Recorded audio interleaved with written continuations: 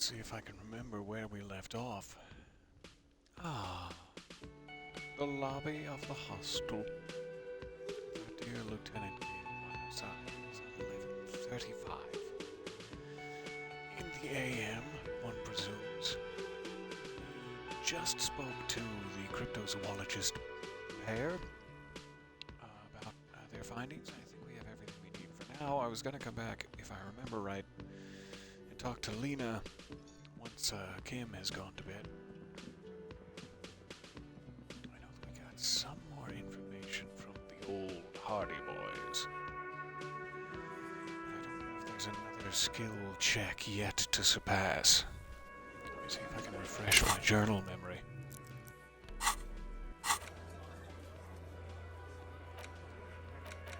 That's right. We spoke to the woman on the roof. Apparently I was supposed to ask her again a little later about the details.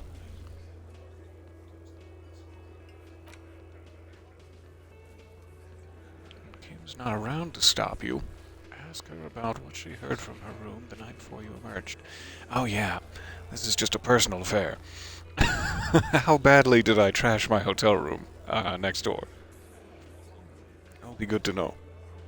Hello there, so nice to see you. Welcome, welcome. Alright.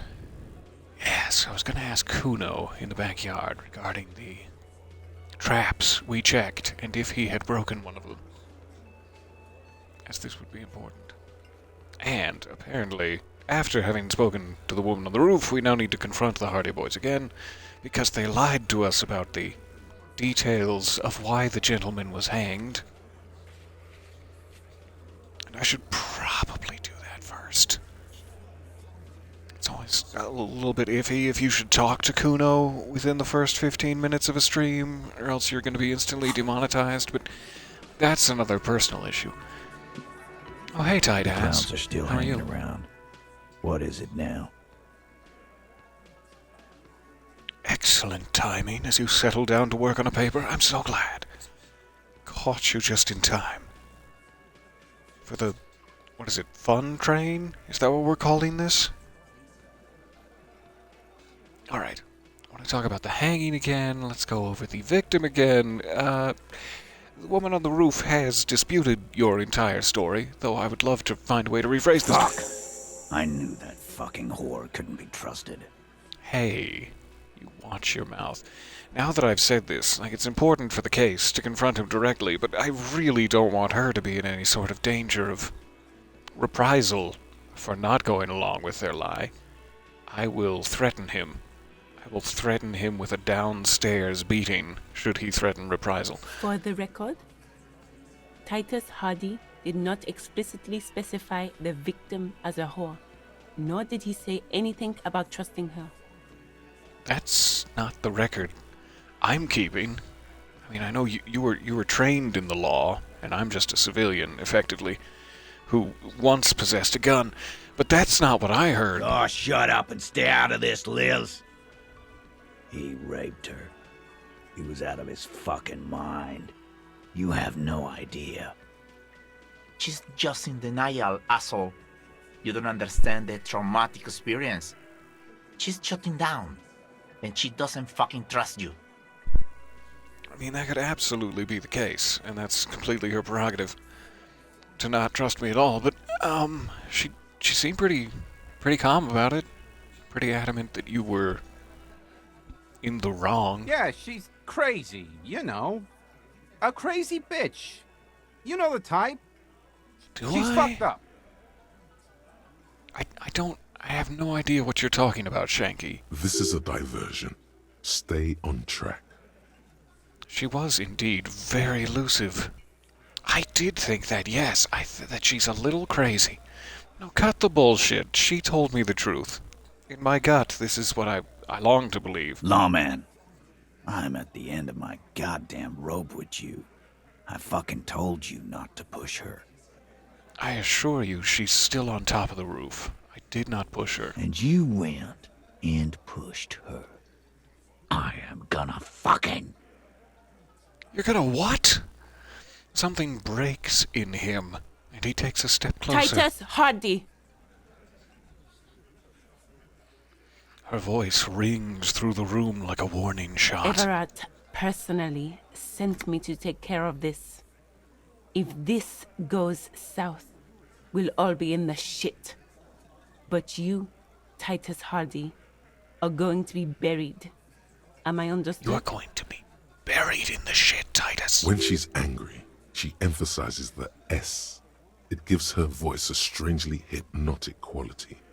Her lips barely move as she speaks. She passes, but whoa, she possesses. I just skipped half the letters. A strangely mesmerizing set of lips, apparently. Frankly, it's a bit terrifying. Someone has to rush in to break the tension. The second in command. Kim, get in here and break the tension. Look, Copper. We know that that fuck not was a rapist my second in and a command. killer. I see. We got him confessing to it on tape. Do you? I'd like to hear that tape, please. Show it to him, T. What's the harm, right? Here, jerkwad, listen to this shit. And then come back and tell me the soldier of the apocalypse was an innocent man. Thank you. I wish you'd provided this like three days ago. That'd be This great. is their last play, this tape. Their story is in tatters, a mess. It might be nice to listen to, but at this point, you don't need to. Why should I care about the tape when you lied to me? What's on this tape? Where did you get it? Where can I listen to it? Or, nah, I don't care about the tape. I have to go solve cryptozoological problems. What's on this tape, in your own words? What's on it? We call it the Dorgun a mega mix. You'll know why. Won't you listen to it? Okay. Where'd you get it? You think we go into this shit deaf and dumb? You RCM aren't the only ones who know how to bug people. There's no university degree for that. Oh, certainly have been adept at bugging me so far. So you've bugged them. How? We have machines. We're in logistics. How do you think a harbor works? It's advanced stuff. It's mostly just cranes and tape recorders, as far as the eye can see, apparently. Understood. You've listened in on their communications. How long? Since way before their chief started taking swing lessons. Things got nice and quiet after that.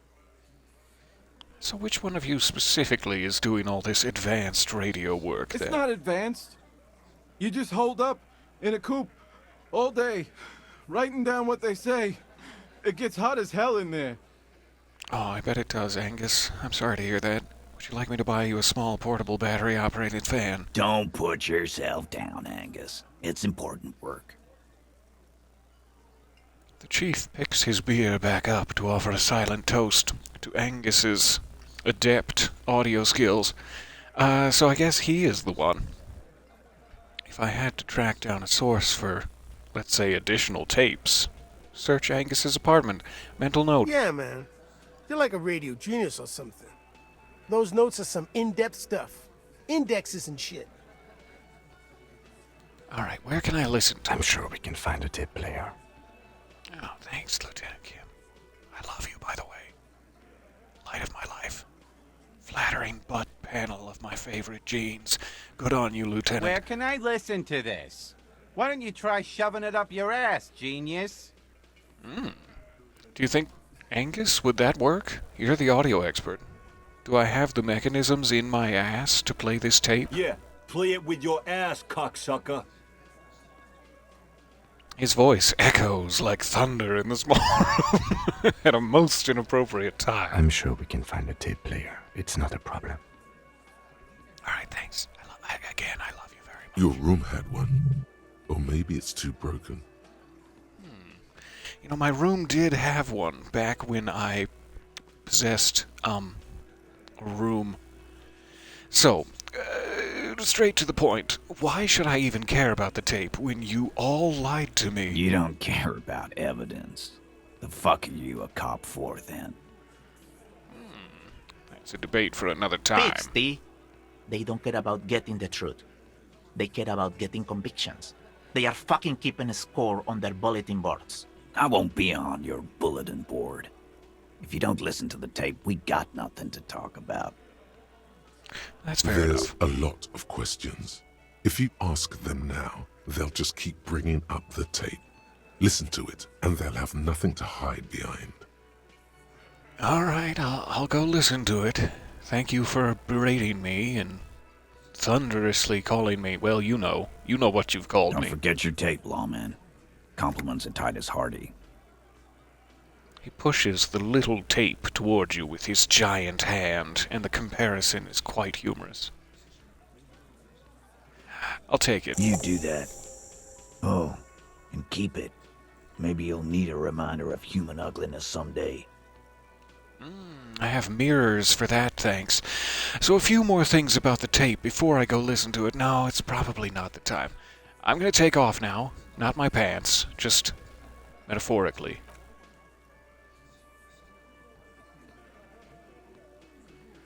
Hello, good afternoon. It's so nice to see you guys there. So, is there any possibility of using the tape player in my room? They did make a point to specifically mention if it's still operational, so I've probably smashed it in my drunken fugue. Kim also tries not to look at the pile of tape viscera on the carpet, or the weird suitcase on the hat rack, or the potted plant dying in the corner. But it's all just too morbid to ignore. Oh, drink it all in, Lieutenant Kim. I have no secrets from you, my The friend. man is finding it hard not to trip on the tape, and not to send any of the bottles rolling across the floor, where unidentifiable sludge makes it hard for him to breathe. Smells of vomit in here. Oh God, I'm sorry for this. I am sorry, cop. It's a strong contender. You're looking at the destruction? I did it my way. This is where the magic happens. Or just say nothing and nod stoically. I'm sorry, cop. I'm sorry for this. No problem, officer. He takes a step toward the door, like he'd like to leave. Same. Alright, interesting that they pointed out the suitcase atop the hat rack specifically, and yet it is not an interactable item. To the tape player, then. The compact tape player is still and silent. Seems it has completely broken down now. The spinny part still works. We could spin it. Sort of a decorative object now, just to draw the gaze. The machine was made in Revachol by a company called Le Mercier. Their logo depicts the triple-towered Delta skyline. It was supposedly built to last. This would have been very helpful with the Megamix, but it isn't anymore. Any ideas? My Kinema only comes with radio. Let's try to find a new tape player. Perhaps we should talk to Roy at the pawn shop. He has stuff. And also things. Good plan. Alright, seemingly nothing else in here. Beyond the mirror, which I'm avoiding because I don't want a personal reminder of human ugliness.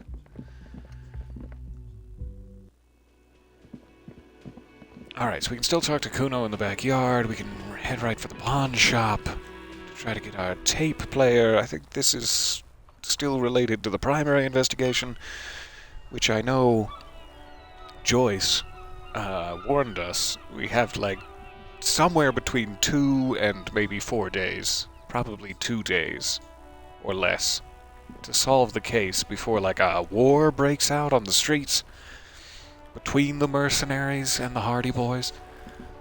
So let's go right to the pawn shop and try to get this tracked down, lest the war break out in my sheets. I mean, in the streets.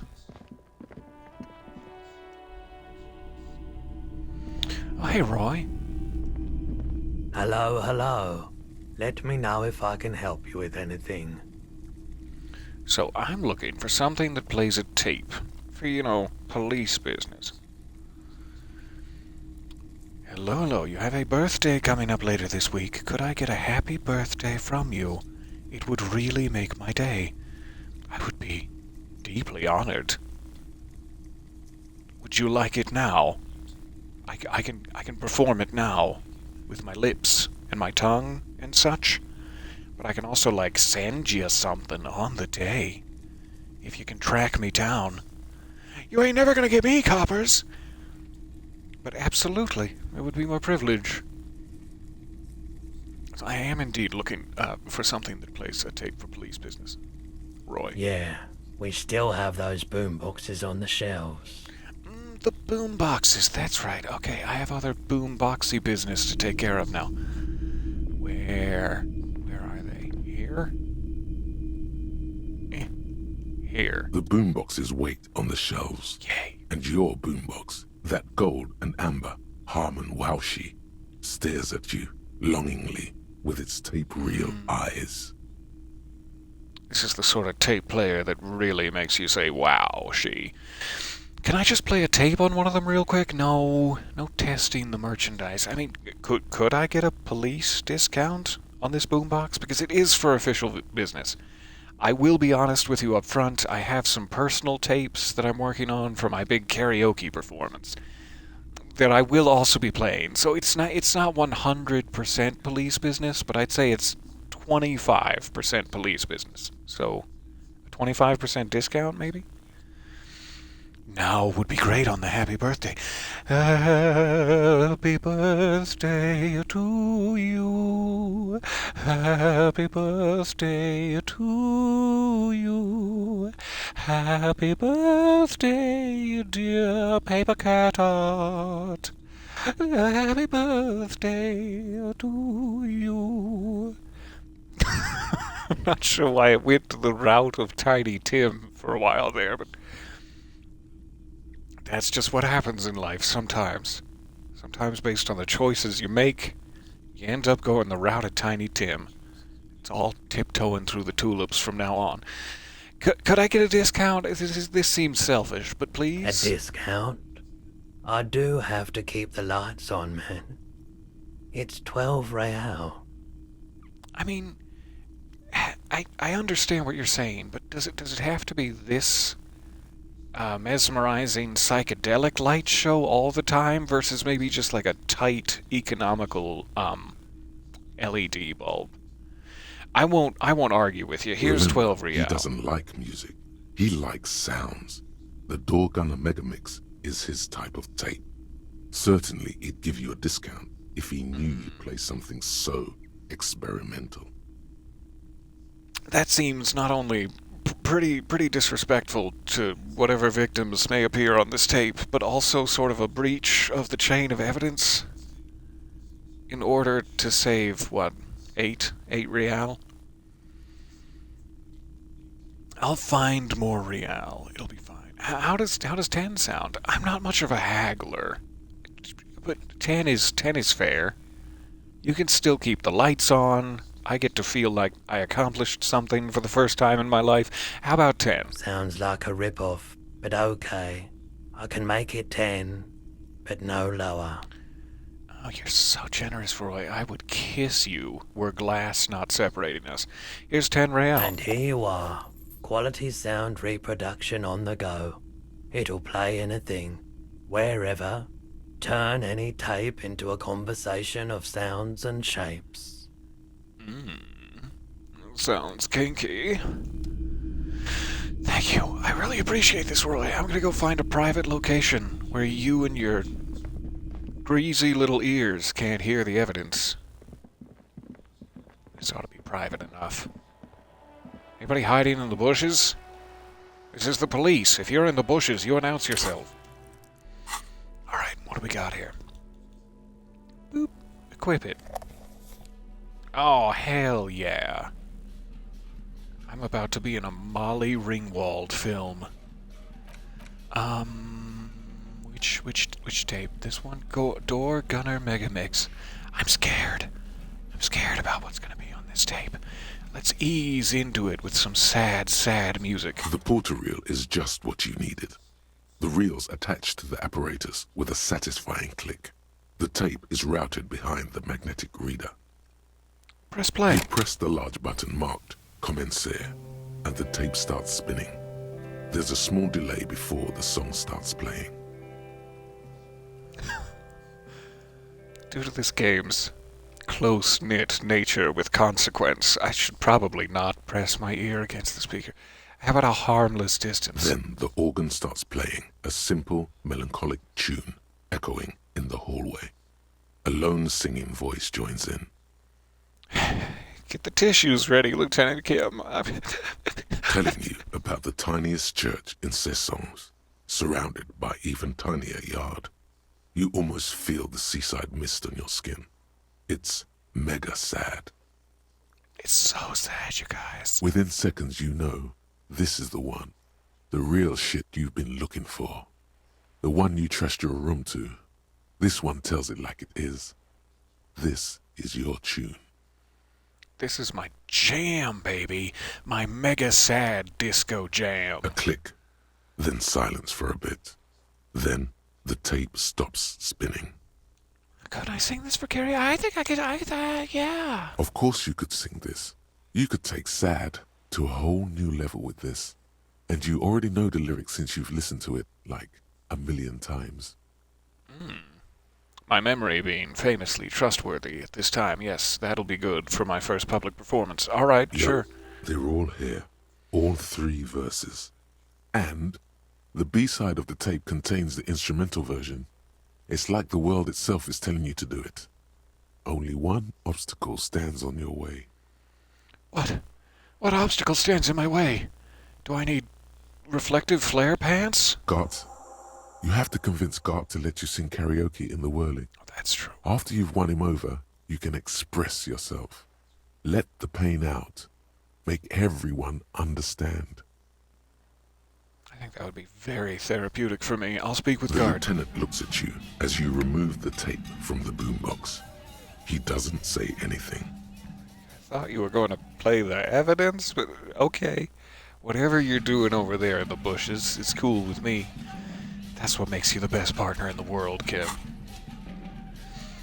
Okay, time for the evidence. I'm still scared. The Let's portal go. reel is just what you needed. The reels attach. Play the You tape. push. Command set. And the tape starts spinning. Violent static and machine sounds fill the air. This isn't Revachol. This is a fucking village. I can almost see the elephants. Apparently a pigeon got shot non-fatally at the end of it. A loud screech, some kind of machinery. The harbor. That's the son of a Kvalson crane. A squeaky one. Good ear. When this shit is done, I'm gonna tear that place up. Soldier of the Apocalypse style. Kill shit. Dogs and chickens too. Not the dogs and chickens, you monster. Gonna run a room, Cordy. A real nice room. I don't give a shit. I'm fucking done. I'm done mentally. I'll fucking do them all in. Rape that disco cunt on the counter. You know, the dance a whore upstairs. Do it Kohoi style.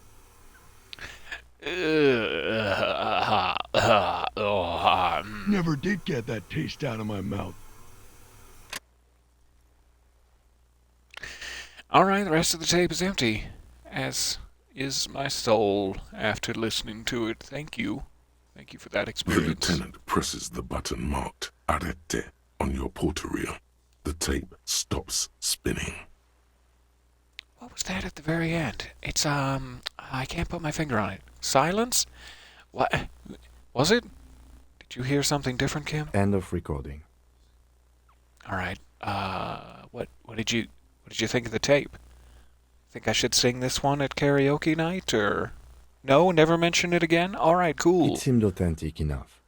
Probably recorded off the shortwave, then edited to seem more incriminating. He sounded like he was on patrol around the harbor walls. He also sounded inebriated, or maybe just mentally done. Even if it was edited, there's no excuse for this sort of language/behavior, hypothetical or no. He did sound inebriated. Still, You are familiar, or even the lieutenant looks at the tape. You are familiar with this look now. It's his look of suspicion, and it is gorgeous. There's more going on here than we know. Every time I discover something new, there's more going on here than I know.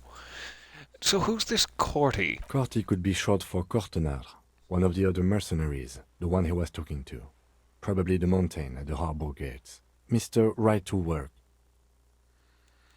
And what's Cohoy? Or Cohoy, even, if I was to pronounce it correctly. A village on the Samaran Isola, in South Safre. Grad committed war crimes there, the kind of thing he talks about. You think he was there? Killing chickens? Who knows? Maybe the tattoos would have an answer. We would need to know the story of this man's service. A symbol of soldier of the apocalypse style conduct in a civil environment. All right, what now? Want to go look at some pictures of kittens to try to feel again, or...? I think we've got a few more questions for class here, don't you? This seems to contradict her testimony, at least to some degree. That's true. It's also going to be a little difficult to hear, but we'll go speak with her. As you take out the tape, the boombox tunes itself back to the cheery radio again, spewing out beats like it's a Friday night. Oh, thanks, radio. You knew just what I needed. Beats. The contrast feels chilly. Inappropriate, even. Deeply inappropriate. Okay, we have a tape player now. Hooray, hurrah. Dried maybells. This is the wildflower you caught. Ah, yes, on the roof. One of a bouquet of mulejuets. Not sure how to pronounce that. That you found on the whirling roof. It's shedding its petals quickly in your pocket. My pocket is going to smell much better than it used to.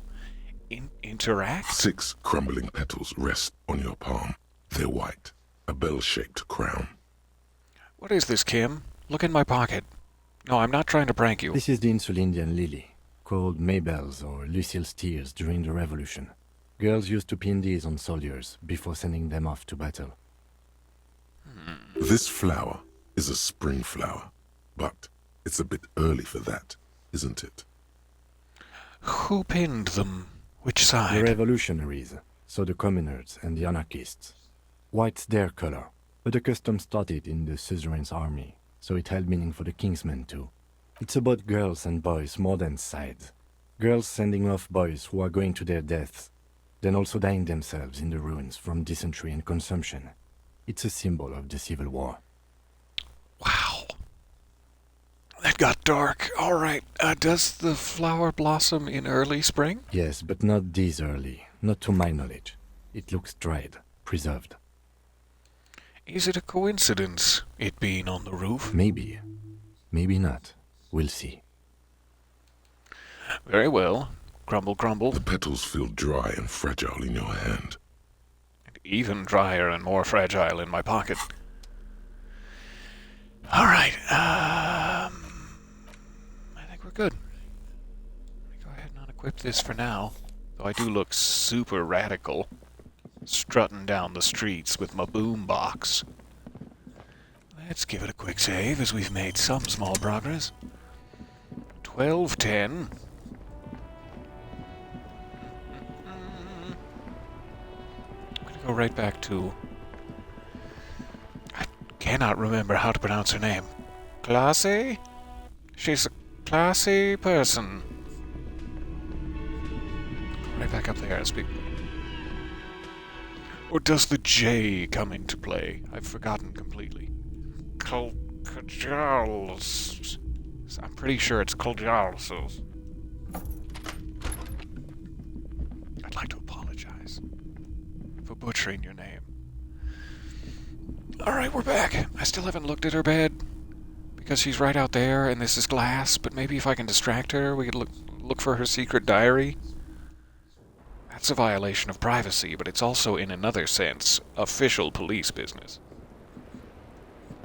Officer, it's a fine day for questions.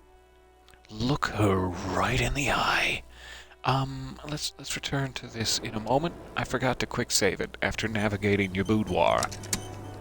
Alright, I'm ready now. Officer, it's a fine day So, for questions. This is the point of the matter. I probably can't make this skill check. I didn't think there were any more questions in here, but let's... Clausia. Classy, yeah? I appreciate that.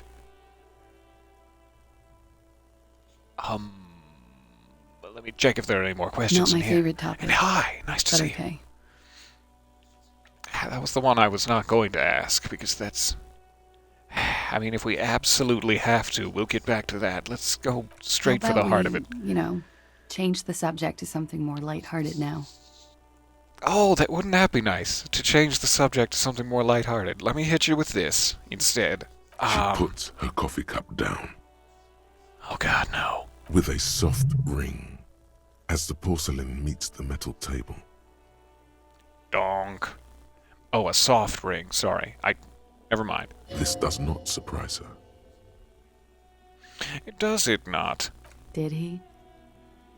I never said he was a good man, or that he had good intentions. Only that he was never bad to me. She doesn't care. If anything, she sounds amused. So on this tape, he, specifically identifies you as the target of his hypothetical fantasies, which are inexcusable and wrong. I'd like to clarify. Where did they get this recording exactly? From illegal wiretapping operations, if I'm understanding It's correctly. intercepted radio chatter of the deceased, recorded via de-encryption station. It's authentic enough. Does he say he's gonna do it Soldier of the Apocalypse style? Those are the exact words he used, yes. Yeah. That was practically his pickup line. That doesn't make me think any better of him or his character, but okay. She picks the cup back up. Donk. Did he say whores a lot? Was he pretty much on the verge of doing it Kohoi style? Have you heard the recording? Did you make this recording? You know every word of it. Yes, the word was used. Both of those words you He mentioned. liked the way it sounded when he said it. As to Kohoi, The young woman lights a new cigarette with the butt of her old one. he wasn't actually there. He didn't do a tour, or at least didn't tell me he did. Would have been overkill anyway. He lived his own little Kohoi. It wasn't his everything. Oh, thank God. Maybe the chickens are okay. Why does he say things like that? Why did he? He's dead now. Why did he say things like that? Machismo, do you suppose? Yes, was he bragging? Oh no, I'm pretty sure he did all those things. Then integrated them into his idea of normalcy. To keep on living. Until they just sort of turn into his, what's the word I'm looking for? Entire identity? His persona, perhaps? Running joke. I was gonna say running joke. And it sounds like you didn't even get the good bits. Lely's punchlines got way, way funkier than that. Do you have a recording of any of these funky punchlines? He was like the Seminese conflict, the Kohoi massacre, and the 36 famine in Yezud all rolled into one person, then cast in Orani ceramic armor, which he wore in bed and in the shower. That's not a great way to get clean, but alright. When he said he was done, and done mentally, it didn't sound like a joke. It sounded like a deeply troubled man. So, at one point in the recording, he said he was mentally done. That sounds like a broken man to me. Well, maybe I pieced him back together with my magical personality. Ah, that old trope. Wouldn't that be nice? Weren't you afraid, or did you like this kind of stuff? And just to confirm, you did spend time with this person, wow, I'm blushing. Romantically? Is that... Kim, help me out. Weren't you afraid? Sort of irrelevant. Do you like this kind of stuff? Also sort of irrelevant, vaguely creepy. Let's confirm the details. We're all scraping up any happiness we can find, officer. Going around with our little scouring sticks. You, your first love, Mr. Quohoy here. Let's leave me and my first love out of this, shall we? Did he tell you he had actually done any of those things? He and Martinez, I mean? Oh God, somebody check the chickens. The local chickens. No. We were too busy laying waste to our own nervous systems to direct any of the fury outward. He seemed happy, I guess. At ease. As much as a man like him could be. What kind of man was he? Before you go, ask for details. She seems okay to talk about it. She's had time to process. Thank you for clearing that up, miss. Whenever you're ready. I'm interested to hear what Titus Hardy has to say now. She takes a very small sip of her coffee and smiles.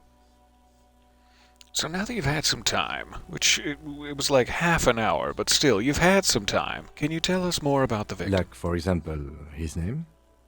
Actually, officer, I didn't know his name. I just called him Lely. And did you pin any lilies on Lely? A nickname? I guess. He came from Lelystad. It's short for that. And it was his army name, apparently. He said his real name wasn't his. I tried to pry it out of him, but it was no use. It's hard to pry someone's name out of them when they sleep and shower in ceramic armor. I understand. Lelystad. That's a good start. Thanks for keeping notes, Kim. I owe you a cheeky kiss. Cheeky one. We have a few questions you can help us with. A few things a field autopsy alone can't answer. The young woman cranes her neck, trying to catch a glimpse of the page the lieutenant passed to you. On it is a list of autopsy observations, recorded neatly in blue ink. Oh, Kim, your handwriting is gorgeous. Oh, sorry, I have some questions for you. The last missing pieces of a puzzle of flesh. Puzzle of Flesh, title of my autobiography. Where is Lelystad, the place? How old was he? What was his eye color? He had a tattoo. What did it mean? We should probably just go through all of these. So I'll stop narrating them now. Where is Lelystad? In Oranje, officer. It's, I think municipality is the term. A nowhere town there. The Lelystad municipality has few boroughs and even fewer cities. It's made of agricultural plots near the border of Gottwald. Executive summary: cows, silos, and wheat. Gotcha. It's Nebraska. You were almost right, officer. That means his race was occidental, not mondial. I'll update the form. Alright, good. Lieutenant shakes his head like you just missed a shot in darts. I'm sorry. I'm sorry for what I did to the official form. Were you both from Oranje? Yes. We were compatriots. Oh, that sounds sweet. Did that bring you together? No. He was too old for that. And from another part of Oranjenrijk. I didn't even understand his accent. What brought us together wasn't Oranje. It was bad habits. No love for Mother Oranje. But wasn't he a soldier? This could be worth pursuing. A military man, but not a patriot. No. He left the National Service after they taught him to do what he did on Seminine. He wasn't the flag-waving kind. He was the making money, killing people kind. He was by no means a stupid man. A people person. A small platoon leader. Certainly not a patriot. Seems unnecessary, though it's also, kind of a compliment. As an Orangese yourself, didn't his lack of patriotism annoy you? No, there's nothing on Moindi. The old world is dead, and we both knew it. Come to think of it, maybe Oranje did bring us together. In loathing. I love Revachol, though. I hope she loves me, too. Oh, she does. She whispered that to me through my internal sense of inland empire, I think. How old was he, miss? He was 42. Oh, that's specific. Thank you. That'll really help us out. 42? Are you sure? I would have had him above 50. He had many scars that made him appear older. But no. The memory of how he got those scars makes her smile. We even celebrated his birthday, like, some weeks ago. It was a funny 2 days. He had little reason to lie to me. We were slightly off then. Thank you for clearing it up. The lieutenant makes a correction in his notes. The second of many. His eye color. Blue. Light blue. They were like little blue galaxies, you know? It was strange, seeing those eyes in his fucked up face. Pardon the swearing. I do him an injustice. He wasn't ugly. And he had a beautiful, soft voice. Very surprising, what with all the scarring. It was quite something, watching him speak. Like watching a giraffe play the sitar. He had a combat wound on his chin and mouth? Yes. Severe. It made him look like half his face was cracking away in some strange smile. That and those eyes. Ah, yes. His hair, if you can remember? It was light brown, almost blonde. He darkened it with brilliantine, made oily. Not nice to stroke. I couldn't convince him to leave it alone. And his tattoo. Did he ever confide in you about it? Oh, that. It was an Orangese map of the waterways. I thought we established elsewhere that it's like a service record, but maybe that's the same thing, like where he's been. An Orangese map of the waterways. We'll just ask from scratch. What did it represent, if you know? It was a map of his life and the places he visited as a soldier. It was mostly for showing off to chicks, though. How did he show it off to chicks? Sure, more information, please. How? Imagine him lying in bed. Freakish musculature laid out on the sheets. Oh, yeah. Scarred, of course. I'm really picturing it. The sheets are dirty for some reason. Of course they are. Those naughty sheets. Is this Oranese lit?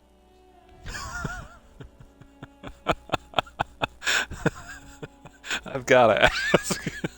It's probably not the time. Oh, it's probably not the time. But I've gotta ask. Yes. This is the very essence of Oranese lit. A moment's respite. Dark and hopeless as the struggle itself. She leans even further back to demonstrate. He's smoking and drinking, of course. And his chest and shoulders and arms are studded with stars. Tens, hundreds of them. Maybe even thousands. And the woman goes like, "What was this, baby?"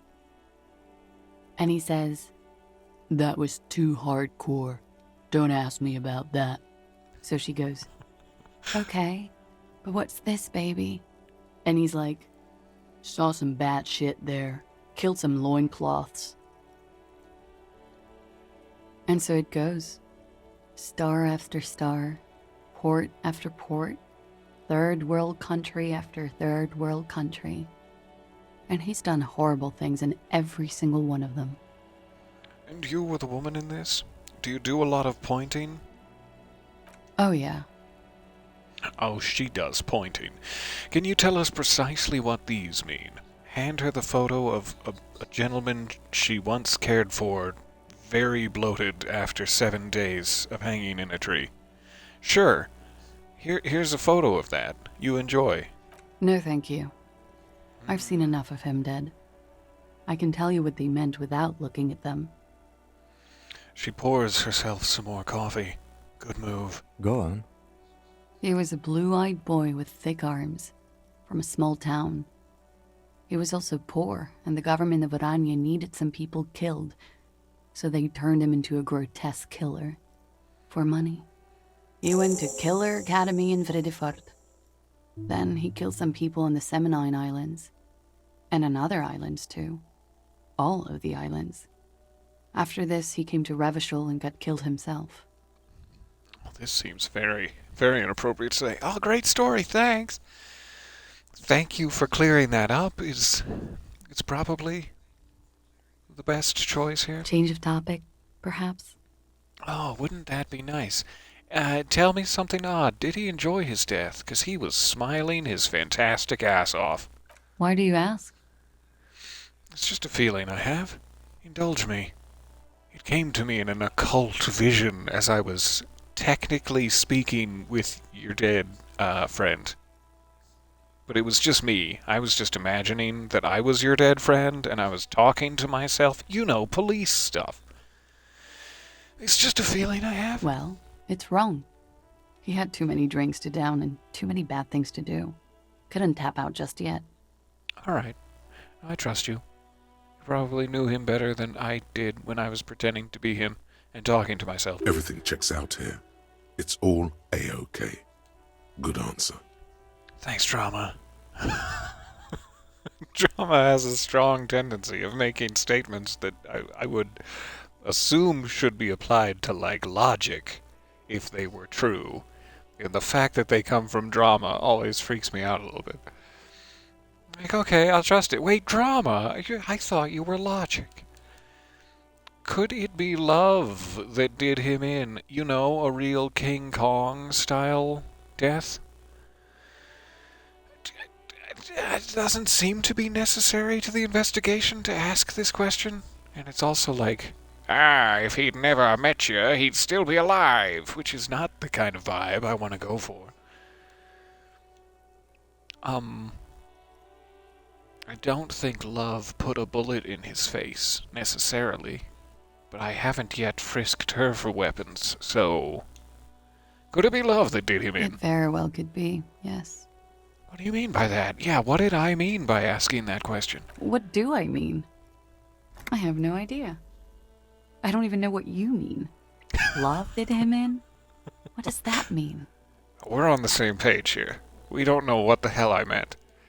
He told me that love did him in. But he was dead. Again, it's just my imagination told me that he told me. That's not funny, officer. I'm sorry. You're right.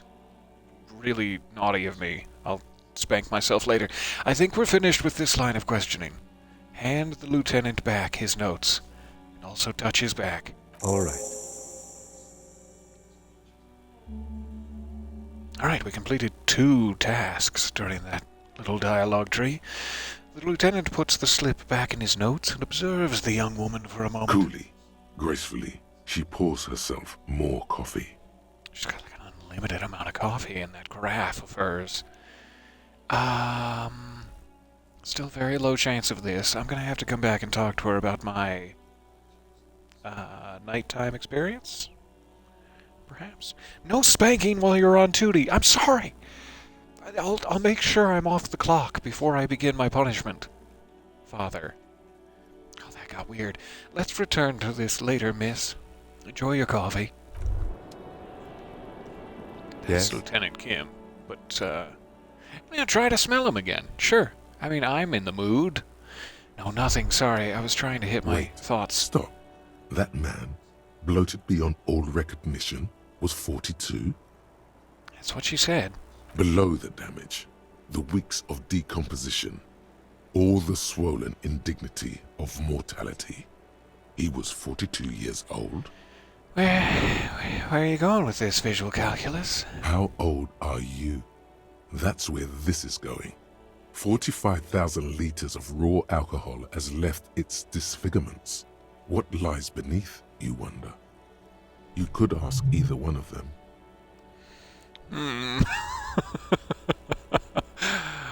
Okay.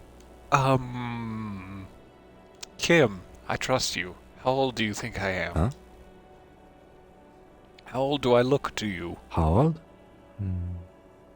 58? 58? That's probably not inaccurate, but rude. What if you're wrong? What if we're both wrong about the deceased? He turned out to be 40. I mean, we were both wrong about the deceased. You're probably right. That's about what I look. I don't want to damage my morale here. I'd usually be playfully self-deprecating, but now I'm scared for my morale. So let's try to keep this about the facts. We were both wrong about the deceased. He turned out to be 40. 42. And he was deceased. He had been decomposing for a week. I feel like I've been decomposing for a lot longer than that. Oh, the ravages of Al Ghul are nearly as extreme as that of death itself, Lieutenant Kisaragi. You're right. I'm probably 62. Let's leave it at that. I do feel like I've been decomposing for a while. On the bright side, you've been getting a lot of exercise lately. Do the jam rock shuffle. Yeah, if we can pick multiples, I'll be poetic. The ravages of Al Ghul. There's silence. Oh, you didn't want me to be poetic. I'm sorry. Wasted your time. Then a little more. It's become awkward. Here it comes.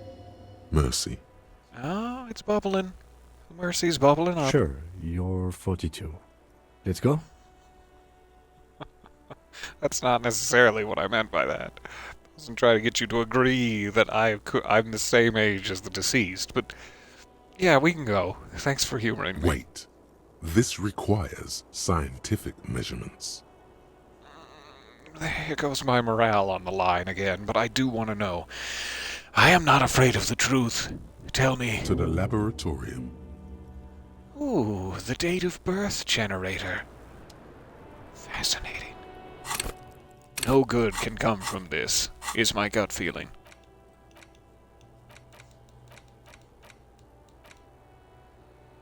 Your face looks like it's 58, and your body feels like it's 60.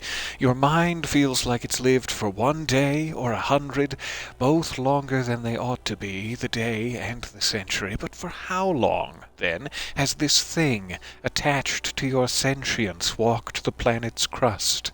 It's time to start racking those brains of yours, Elder One. When and where were you born? Why? Why was I born?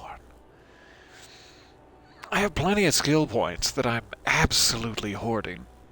That's where I perch my dragon atop. So I could unlock a new slot and try to figure out when and where I was born. Do we really need to know? Is that important? It's just going to be very damaging to my morale.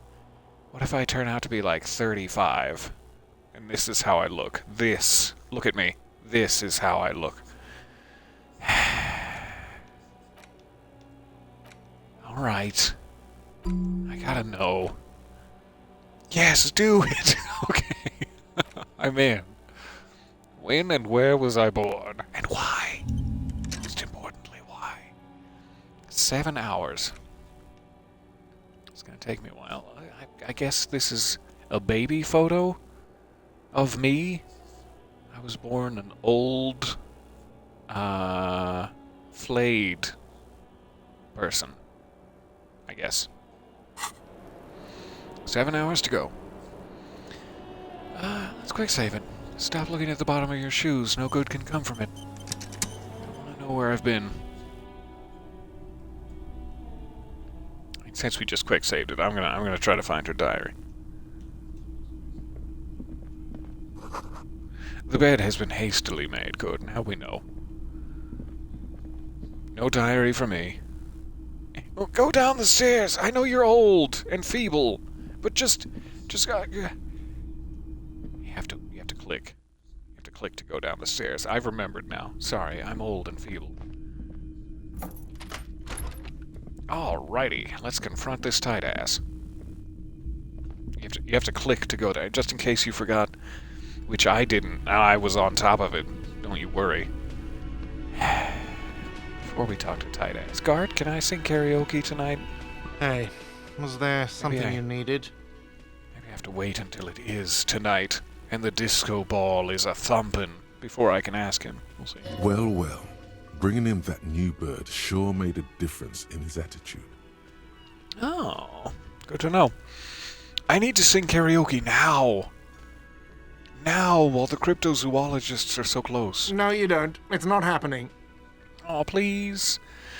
Look him in the eye. Johnny Law is about to tear it up sad style. If you wouldn't be convinced by that, to let me do whatever it is that I wanted to do, then you're just not human. Why do you even have the PA system if no one's going to use it? It's part of my quest of self-discovery. Help me, Gart. This is my way of apologizing for the trouble I've caused. Please, let me say I'm sorry. It could in fact be that the time is not yet right, but I would like to say I'm sorry, cop. By causing more trouble, I think we're good. Come on. I'm gonna look you in the eye now. Look me back in the eye. We'll both be looking each other in the eye. It'll be very intimate, and then I'm gonna say something weird. The whirling doesn't need more sad style. That's one of the styles it can do without right now. That's what I've memorized. I've memorized all the sad style. Why do you even have the PA system then? It's for no one. It's a prop. I'm not letting anyone use it after the great karaoke catastrophe of 44. The what? What happened in 44? A lot of people got killed because some arsehole wanted to sing karaoke. Was it me? Was I some asshole?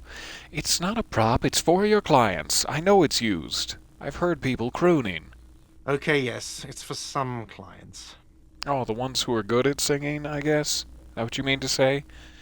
I'm a real client. I've paid my bills, and I have the right to use the karaoke machine even though technically I now live in a shack down by the river.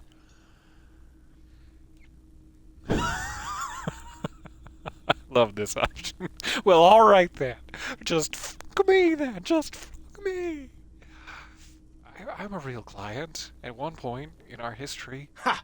Well, we don't have any tapes. They all got stolen. Oh, that's okay. I got my own song with me. The man in the vest and the violet shirt stares at the tape you've just given him. He begins to frown. Hard. You're gonna give yourself wrinkles, Gart. Fine, fine. Climb on that stage and do your thing. Just get out of my hair. I'll plug it in for you. Damn this karaoke machine. He shakes the tape at you. I'm having it Threateningly. uninstalled, he mumbles to himself.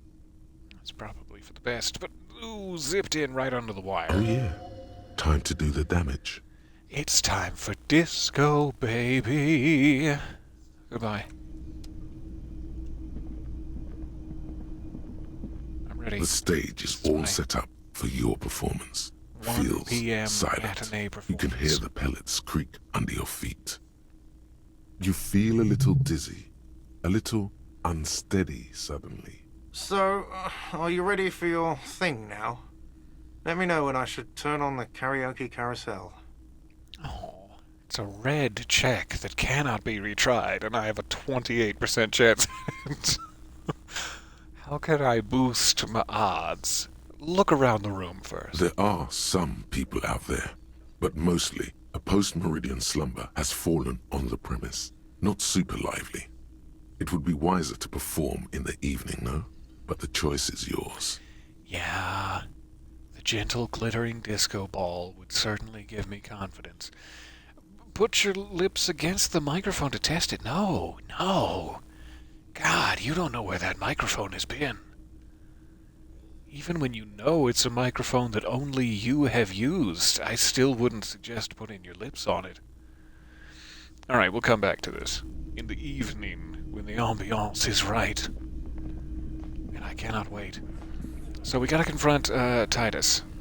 I'm scared to do that, but here we go. Wish I was armed. The clowns are still hanging around. What is it now?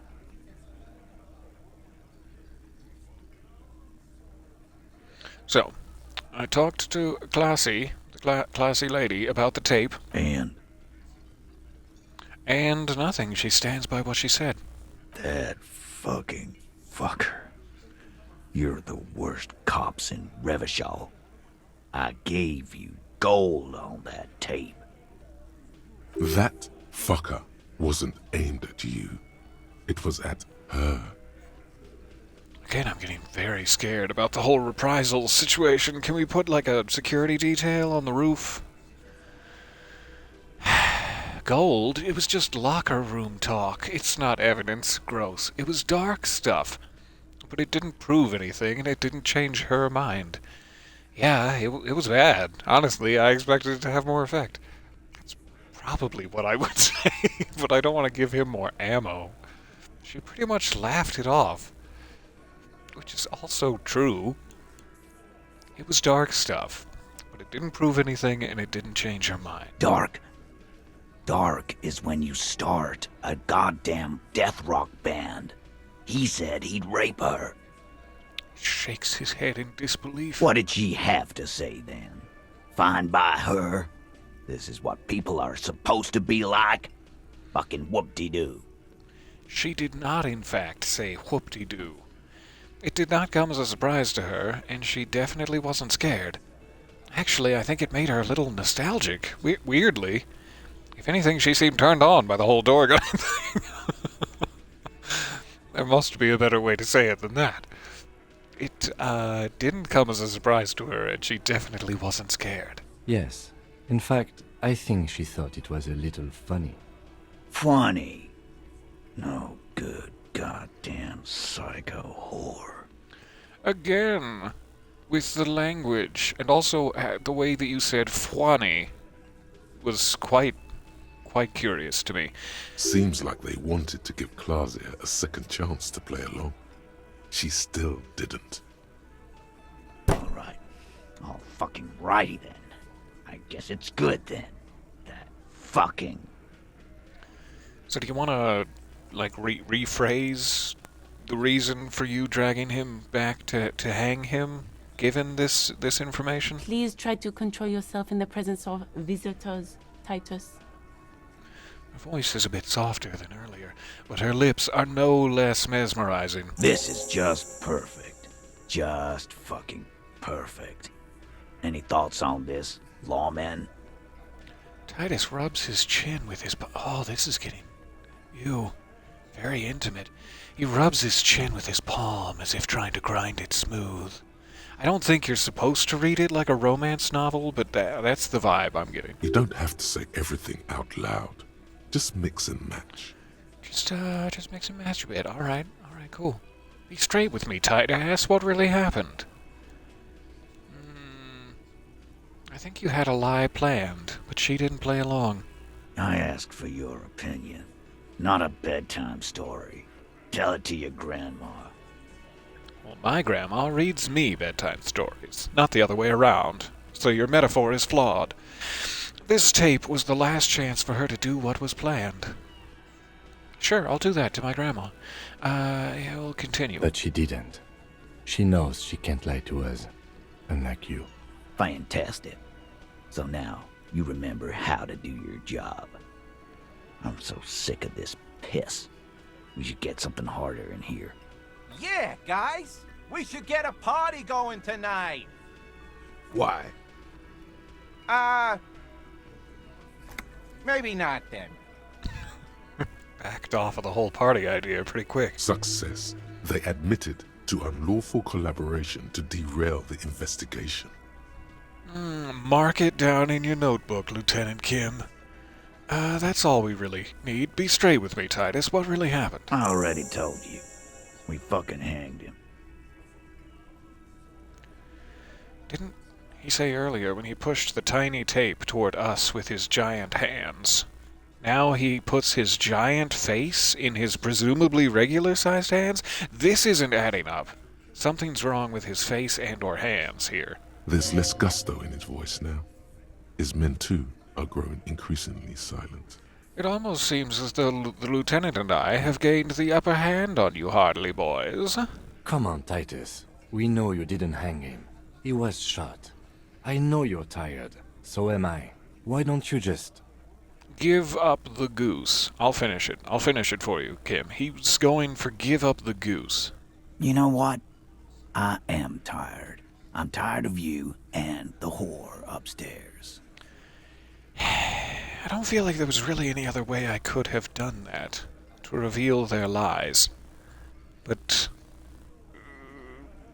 really, really hope they don't try to go upstairs and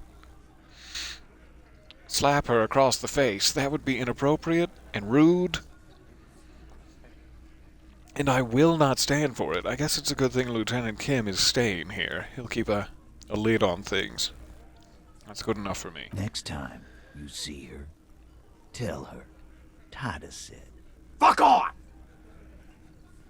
He throws his beer can down. Oh, now you're making a mess. Little baby man making a mess in the cafeteria. That lying, scamming. We're done. This is over. You understand? Your little investigation is over. Titus, your seams, you're coming apart at them. Yeah. There is silence in the room. Elaine starts saying something, then thinks best not to. On the floor, beer drips out of the can into a small puddle. No one does anything about it. What is this quiet funeral shit? What we need is some beers in us. Bartender, 20 beers for the Dock Workers Union. Oh yes, that will help things. Okay, fine. Why do we make it 40, huh? Why do we make it 100 beers? You're not loud enough. 100 beers? Now we're talking. Hoppity hop over here, cafeteria manager. All right. Having pushed Titus on the tape removes my chances of convincing him he's being manipulated. I've made him quite angry. We have gained important information, but not important enough to break the case, say. And my chances are lower than ever of convincing him to work with me. Okay. That's fine. I'm gonna take off now.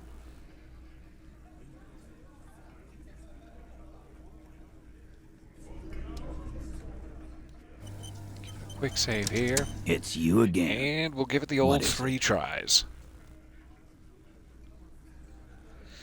Which means we have to watch his stand-up animation every time. Fingers crossed! Clausia is playing them like a fiddle. Tell them how bad they got played, and they'll tell you the truth. There are many ways to go about it. All of them really good.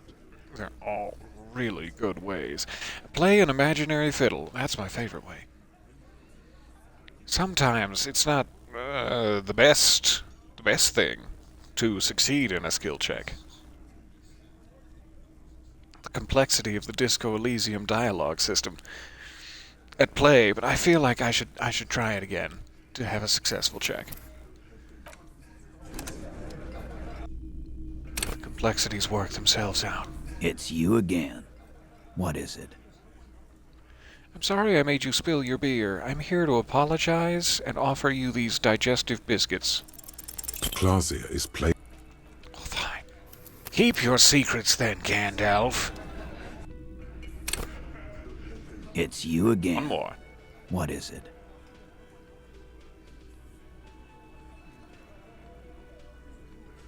Tis I.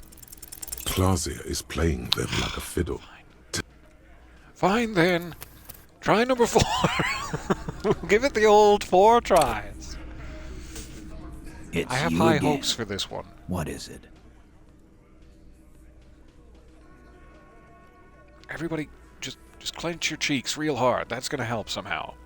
I'm sorry I told you what to do. That was rude of me. You're your own person. You decide when to clench, but still, it would really help me out. Clausia is playing. No, you didn't clench hard enough. I'm not blaming you for this. You did your best. It's you again. What is it? Try number 5. It's gonna be fine. It's gonna be try number 5. Convince Titus he's being manipulated. You should know by now. Titus Hardy will never falter. Well, that's it then. Case closed. I guess we're going home, Kim. One of his boys will falter. Angus, help me out here. I can get you a sweet-ass radio gig. Just remember, it's about more than Clausia. It's about these men and Martinez, their district. their responsibility. All right, let's do a little bit here, Kim. Play along with me. All right, case closed. We're going home. Anyone who out loud gives me more evidence about the case is too late. I won't be able to take it into consideration. Speak now or forever hold you. The lieutenant raises his brow. He'll get it. Go on. Write it down, Kim. In Martinez, they'll just kill you because they don't like you. Got it. Kill you because they don't like you. All because you work for the wrong people. What would stick in their craw?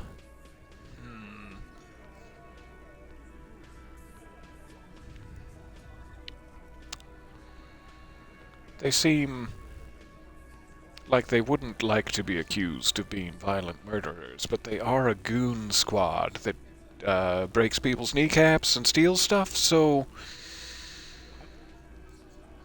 I don't know if accusing them of being murderers would stick in their craw all that much. I could accuse them of being racist, or accuse them of getting no maidens. I don't know. Well, because you work for the wrong people somehow seems the most straightforward. Goddamn right. This is Union Town. You work for the company, we will kill you. Fuck, Dennis. We don't kill you if you work for the company. Half the harbor works for the company. work for the wrong company, and they execute you. They just hang you. Like in the Dark Ages, make a real display of your corpse. Or they just hang you, shoot you, whatever. They can't even remember the details. They hang you, they shoot you, they light you on fire, they don't even care. Let's go middle ground. It wasn't that. It wasn't. We didn't shoot him. Who shot him, Angus? Answer quickly before you have a chance to divert your thoughts. That's it. That's the weak one. You flushed him out. Now go in for the... Kiss? Oh, kill, probably. Go in for the kill, metaphorically. Officer, you will be next if you don't shut up. What? Are you threatening two beautiful members of the RCM who are not a day over 40? The old man reaches for his belt, but his voice is strangely calm. He's onto you. He knows what you're trying to do. Turn to Angus, or what? You're gonna kill me like you killed him for no f***ing reason? Look at Kim first. Maybe Kim could help us out. Or I could talk to the man directly, threatening me. What happens if I keep talking? You gonna kill me too? In this bar for nothing?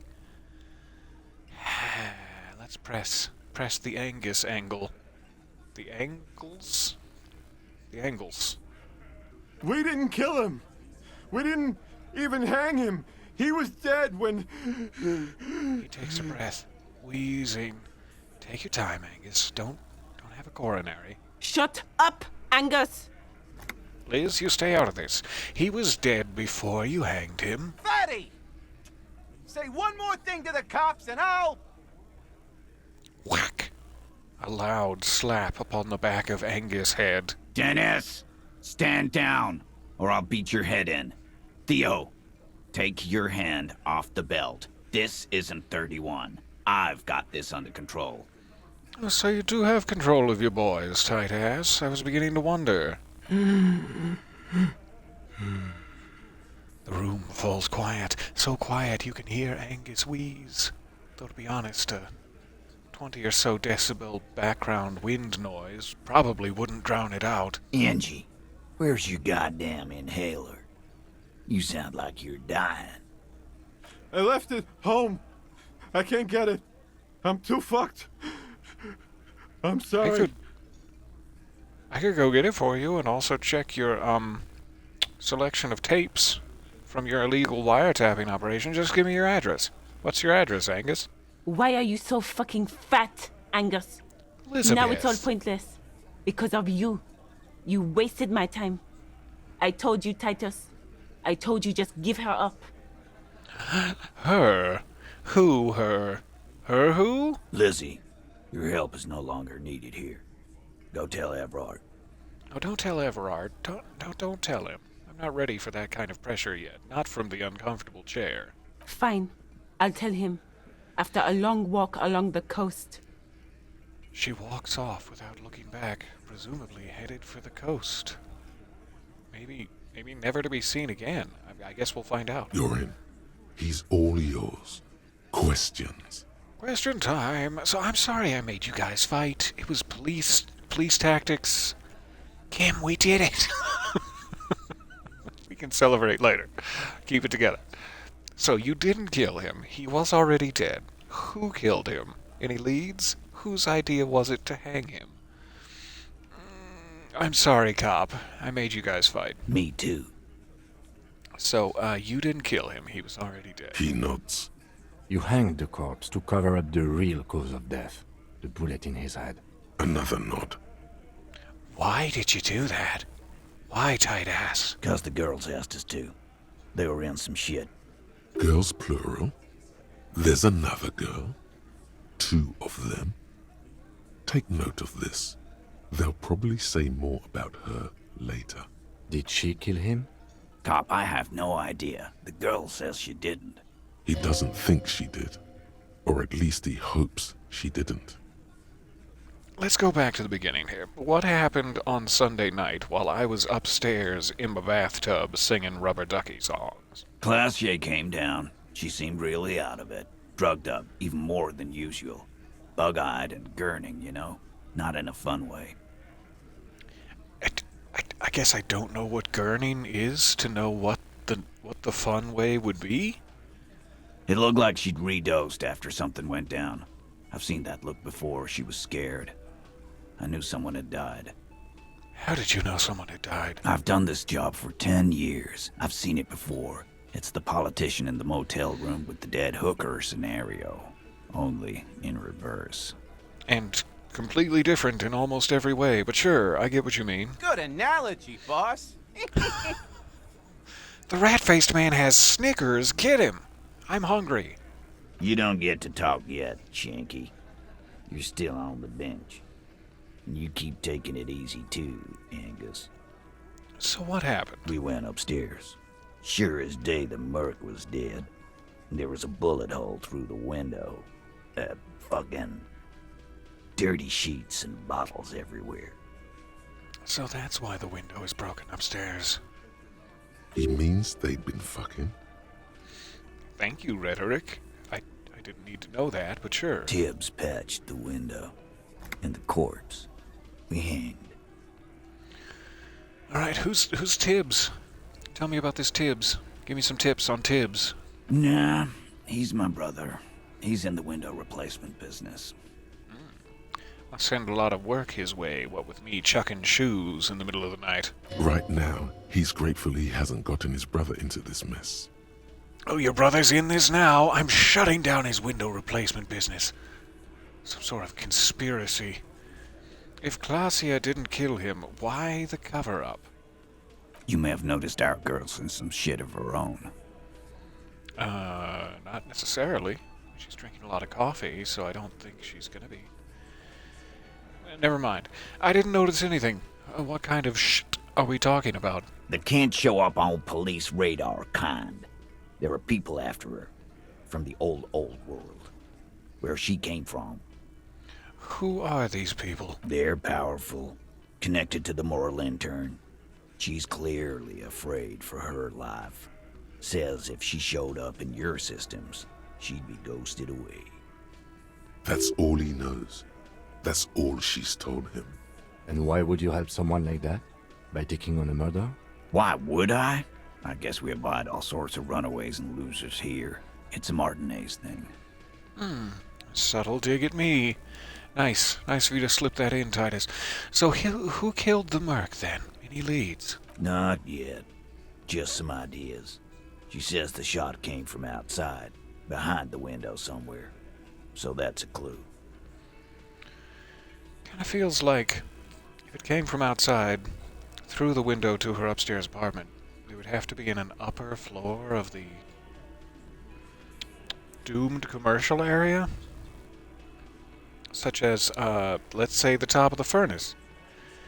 I don't want to believe that the novelty dice maker did this, but top suspect right now. No, we'll ask, but probably not. What were you thinking, you silly goose? What are you thinking, I guess is the question. I'm thinking someone's past caught up with them. Either hers or his. Hers, you mean? I mean the people after Klausya. Maybe the shot missed. Maybe it was meant for her. I like that. Been thinking the same thing myself. You stay out of this, Eugene. And you had ideas about his past, too. My dude. One of those mercenary buddies of his could have done it. They got guns, training, years of bad blood, probably. Or it could have been someone else from Crenell. He pauses to think. You can visibly see steam coming out of his ears as he tries and tries. Tell you what I'd do. Check out the coast for vantage points. Maybe consult with a ballistics buddy of mine. That's what I'd do. If I wasn't too busy doing this clown dance with you. Check out the coast. That seems like a very long shot. We talking sniper rifle situation here? I was thinking it was just like a hunting rifle from across the street sort of situation, but maybe we're dealing with real professional business. He's calm now, threw all that turmoil away, and became himself again. Don't you feel better now that we're getting things out in the open? You don't have to clench your butt cheeks quite so hard. But you guys still do for my skill checks. Don't release. Don't you release. Whose idea was it? Sorry. Whose idea was was it to hang him anyway? Was it hers? In a manner of speaking. That's vague. Remember the two girls? He may be talking about the other one. It's my chance. Earlier you said the girls asked for your help. Was this the other girl you're thinking? That's right. It was her idea to hang him. I liked it for political reasons. It sent a good message. It also scented the backyard quite heavily. It's her, isn't it? The missing 8th Hardy. That's the other girl? The big guy turns to Glenn, who's about to say something. You shut your gold-darn lips, Glenn! The blonde shuts his mouth before a word escapes. Got to him just in time. I'll say it again. All the Hardy Boys are right here, cop. That woman is just affiliated with the Hardy Boys. You don't know her, anyway. Gosh, I sure would like to. Perhaps in a holding cell. Perhaps over a warm donut. You know, it's okay for there to be a Hardy girl, Titus. you do know that, right? Okay, can you tell me anything about her? Name? Current location?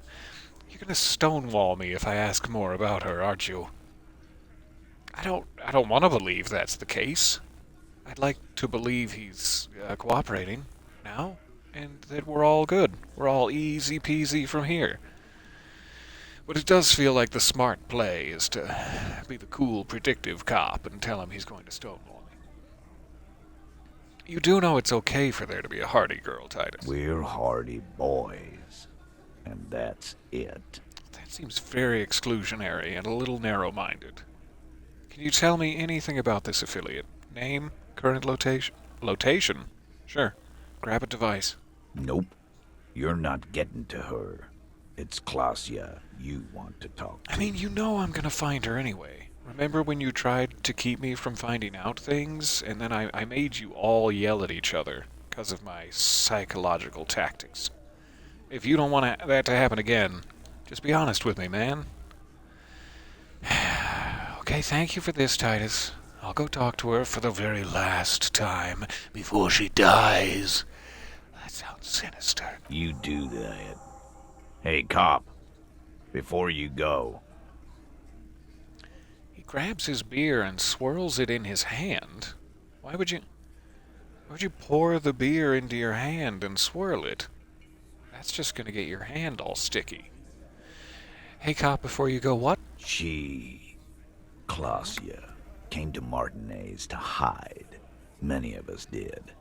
This is where you wash up when there's nowhere left to go. The Union takes you in. Now, she refused that protection. But... Protection, but...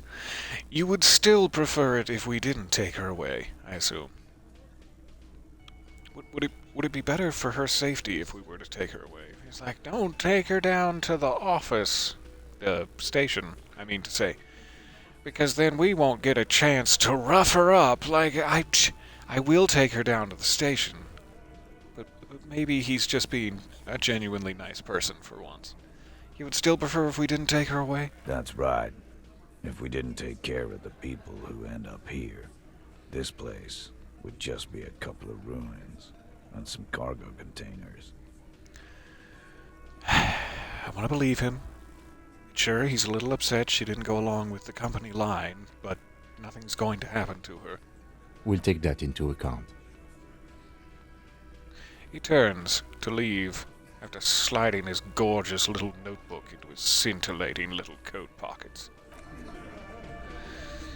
Alright, thank you for your time. I love you boys. Especially you, Angus.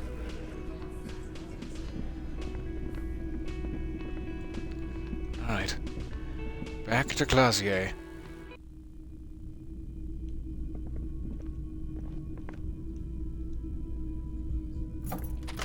Ooh, I've climbed so many stairs today. Oh god. I'm 68.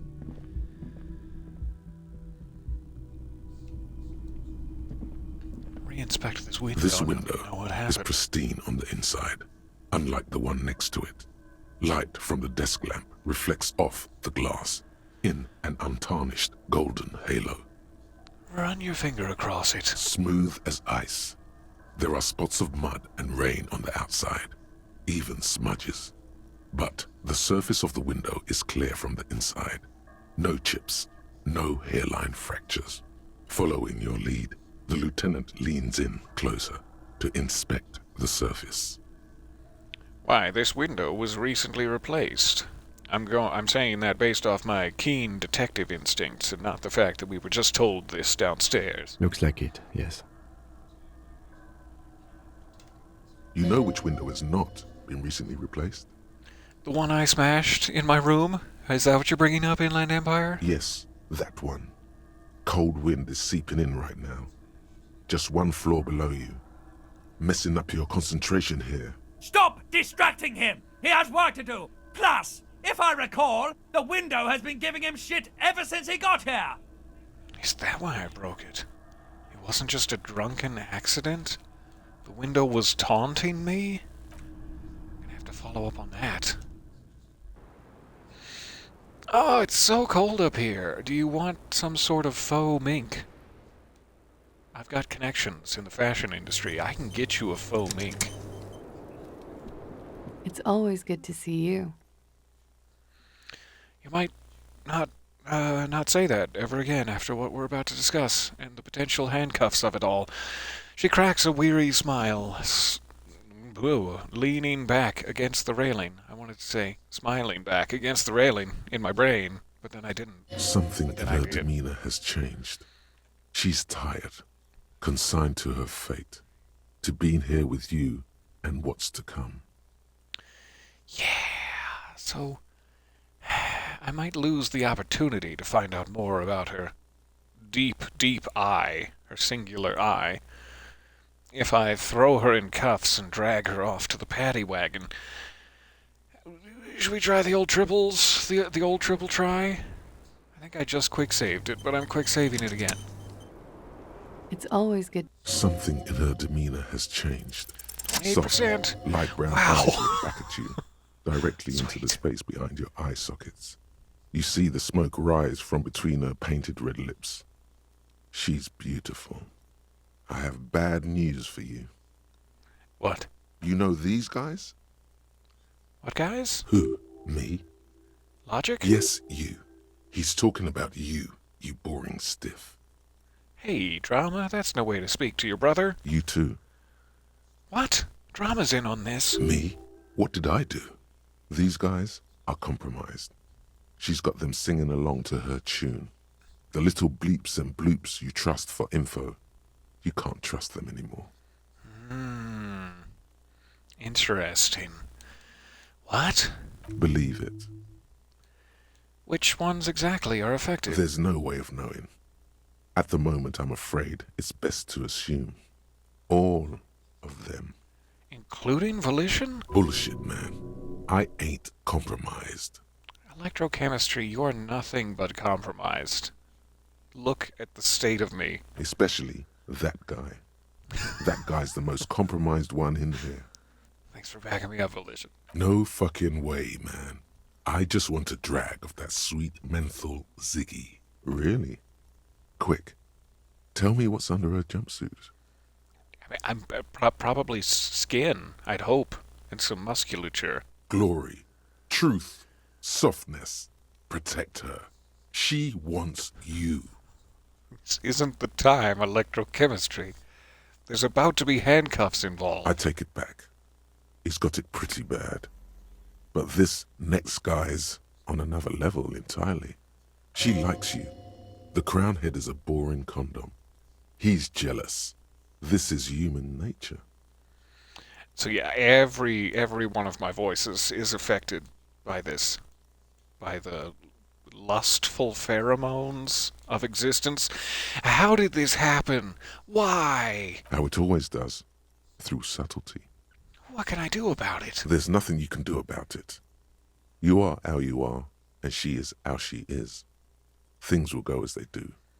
Can't you just turn my voices normal again? No. Well, what use is this then? It's better to know you're being played than to be played without knowing it, is it not? Does this mean she's been lying to me the entire time, and the drama has been like, yes, you can trust what she just said? Because I was already doubting. Yes. Mr. Thespian here has been singing paeans to how truthful she is. She is a lady, most fair and just. She is a lady. In his defense, to reduce him to such inadequacy, she probably had to employ half-truths more often than outright lies. That is correct. And omissions too. Can I trust that guy? A little. They're all still of limited use, interpreting things to the best of their ability. Maybe they add flair or something. I wouldn't know. I don't add flair. Oh, Volition. You add so much flair to my squalid little life. I love you. But when it comes to assessments of character and factual accuracy, they are not to be trusted. Not Can I trust any of them ever again? Or am I just a man with no real skills? Don't be melodramatic. You can trust them. Just not with Miss Orange Disco Dancer hair. A light green speck and imperfection on the outer rim of her right iris. It sparkles. And we're back to looking at her singular eye. Thank you. Thanks for the detour. That was very educational. What is her plan? You can't draw a sound conclusion. The one he usually does says, she may want to control the information rollout, not to become a suspect. She may have a past she's escaping, unrelated to this case. You doubt it's something truly insidious. See? It's oddly moderate, probably compromised. I mean, yeah, maybe. I've been talking to myself long enough, though. Let's get back to it. We've literally been sitting here, just stone-faced in dead, cold silence for the last 3.5 minutes. Don't worry. It's only been 4 or 5 seconds. Oh, You've really? got this. And I guess time works differently inside my head. Miss, are you manipulating me? I mean, that would be one way to get to the bottom of it. Shut up, electrochemistry. Don't say anything. Just close your eyes and let the moment pass. That's probably for the best. Especially with Lieutenant Kim here and his penchant for professional behavior. Because if I was to say, Miss, are you manipulating me? And somebody was like, why do you think that? I'd be like, because I'm chemically, there it is, compromised from your, I guess, tight jumpsuit is the way to say it. Now just close your eyes and let the moment pass. For a second, her face disappears from your cornea. Only a silvery negative remains. Still smiling, a tired smile. So, the Hardy Boys told us what really happened. Since I passed that check, I'm just gonna quick save it again before this line of questioning in case I make the wrong move with my cuffs. Something in her demeanor has changed. She's tired, consigned to her fate, to being here with you and what's to come. If I drag her off to inevitable prison, I will not be able to ask her about what happened the night that I woke up. And I would like to know more about me and my personal situation, but that's selfish. So let's just go for it. The Hardy Boys told us what really happened. I understand. You don't look surprised. You were expecting this? You gave us the runaround. That frog is giving us the runaround. You lied to us, miss. Hey, chill, baby. I'm the cool cop, remember? Finger guns. Finger guns. You don't look surprised, or you lied to us? This seems a little less Jacques Hughes. Let's go here. I knew there was a chance you'd get them to tell you. It's what you do. You're the police. I am indeed the police. Would you just like to start over and be truthful with me? For what it's worth, I'm sorry for wasting your time. That's fine. I've got 1 day remaining to prevent an all-out bloodbath in the streets, so my time isn't that valuable, really. This is good. Clear the air first, between you two. Then move on to questions. No, it's not good. It's the opposite of that. This will let her dictate the terms of your... Shush, I can't hear what she's saying. Rhetoric has become smitten. If you knew we would find out eventually, why did you waste our time? Because of the Hardys. I couldn't just dispense with them. They were only trying to help me. Out of the shit I'd gotten into. Oh, cool. I'm totally satisfied. No, it's not a good enough reason. You're right. There's more. And? You answer to the coalition government, and by extension, the moral intern. Who Titus leads us to believe are, what's the word, on your ass? Briefly glancing over her shoulder to the sea, as she's done time and time again. Is that what you're looking over your shoulder? Is that why, even, you're looking over your shoulder? You're afraid of the moral intern? What's the RCM's involvement with the moral intern got to do with this? The RCM isn't the lapdog of the moral intern. You don't have to worry. I do want to, keep it cool. I'm not throwing any, you're definitely going to jail forever, you murderer, accusations her way, but I don't want it to be what rhetoric or volition warned us of. That, she's just going to dictate the terms of the entire thing and weasel her way out of it. So let's just try to make this as information-gathering, light on the emotion as possible. No reassurances, just... You're looking over your shoulder. Are you afraid of the moral intern, and why? You share a database with them. You send people to their courts. What's going on? What did you do? Just business. But bad business for some people in the moral intern. If I show up in your records, officer, they will find me. They will... Tickle you to death? What happens if they do? I think we established that already, Kim. They will kill me, sir. Oh, if you file my name, take me in for questioning, enter me into the moral intern mill, well, then I'm fucked. For nothing. This murder didn't have anything to do with me. If you can convince me of that, with perhaps evidence, then yeah, no harm, no foul.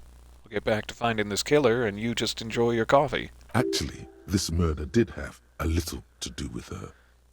Did it, Logic? Can I trust you? What did you do to have these people after you? Yeah, let's keep it on this subject for now. We'll get to the night he died. It's not nice, but it's not illegal. Not here in Revachol. Or even in Orania. What exactly did you do? Industrial espionage. I joined a business collective with the intention of betraying them. I did my job well enough to be asked to do it again. With a bigger company. The kind you really, really don't fuck with. I took their ledgers. 2 decades worth of accounting. I need the names of the companies involved and who hired you. The job was Lou's County Savings Bank. They sound small, but they're part of the Lou Scott conglomerate. That was the second job. The first was some printer company. You wouldn't know them. Just like my grandpappy always said, you've got to lose to win. Some printer company. I haven't heard of any printer company. Searching my encyclopedia. I don't think so. But she really destroyed them. She still feels it. She still feels it as, like, a negative?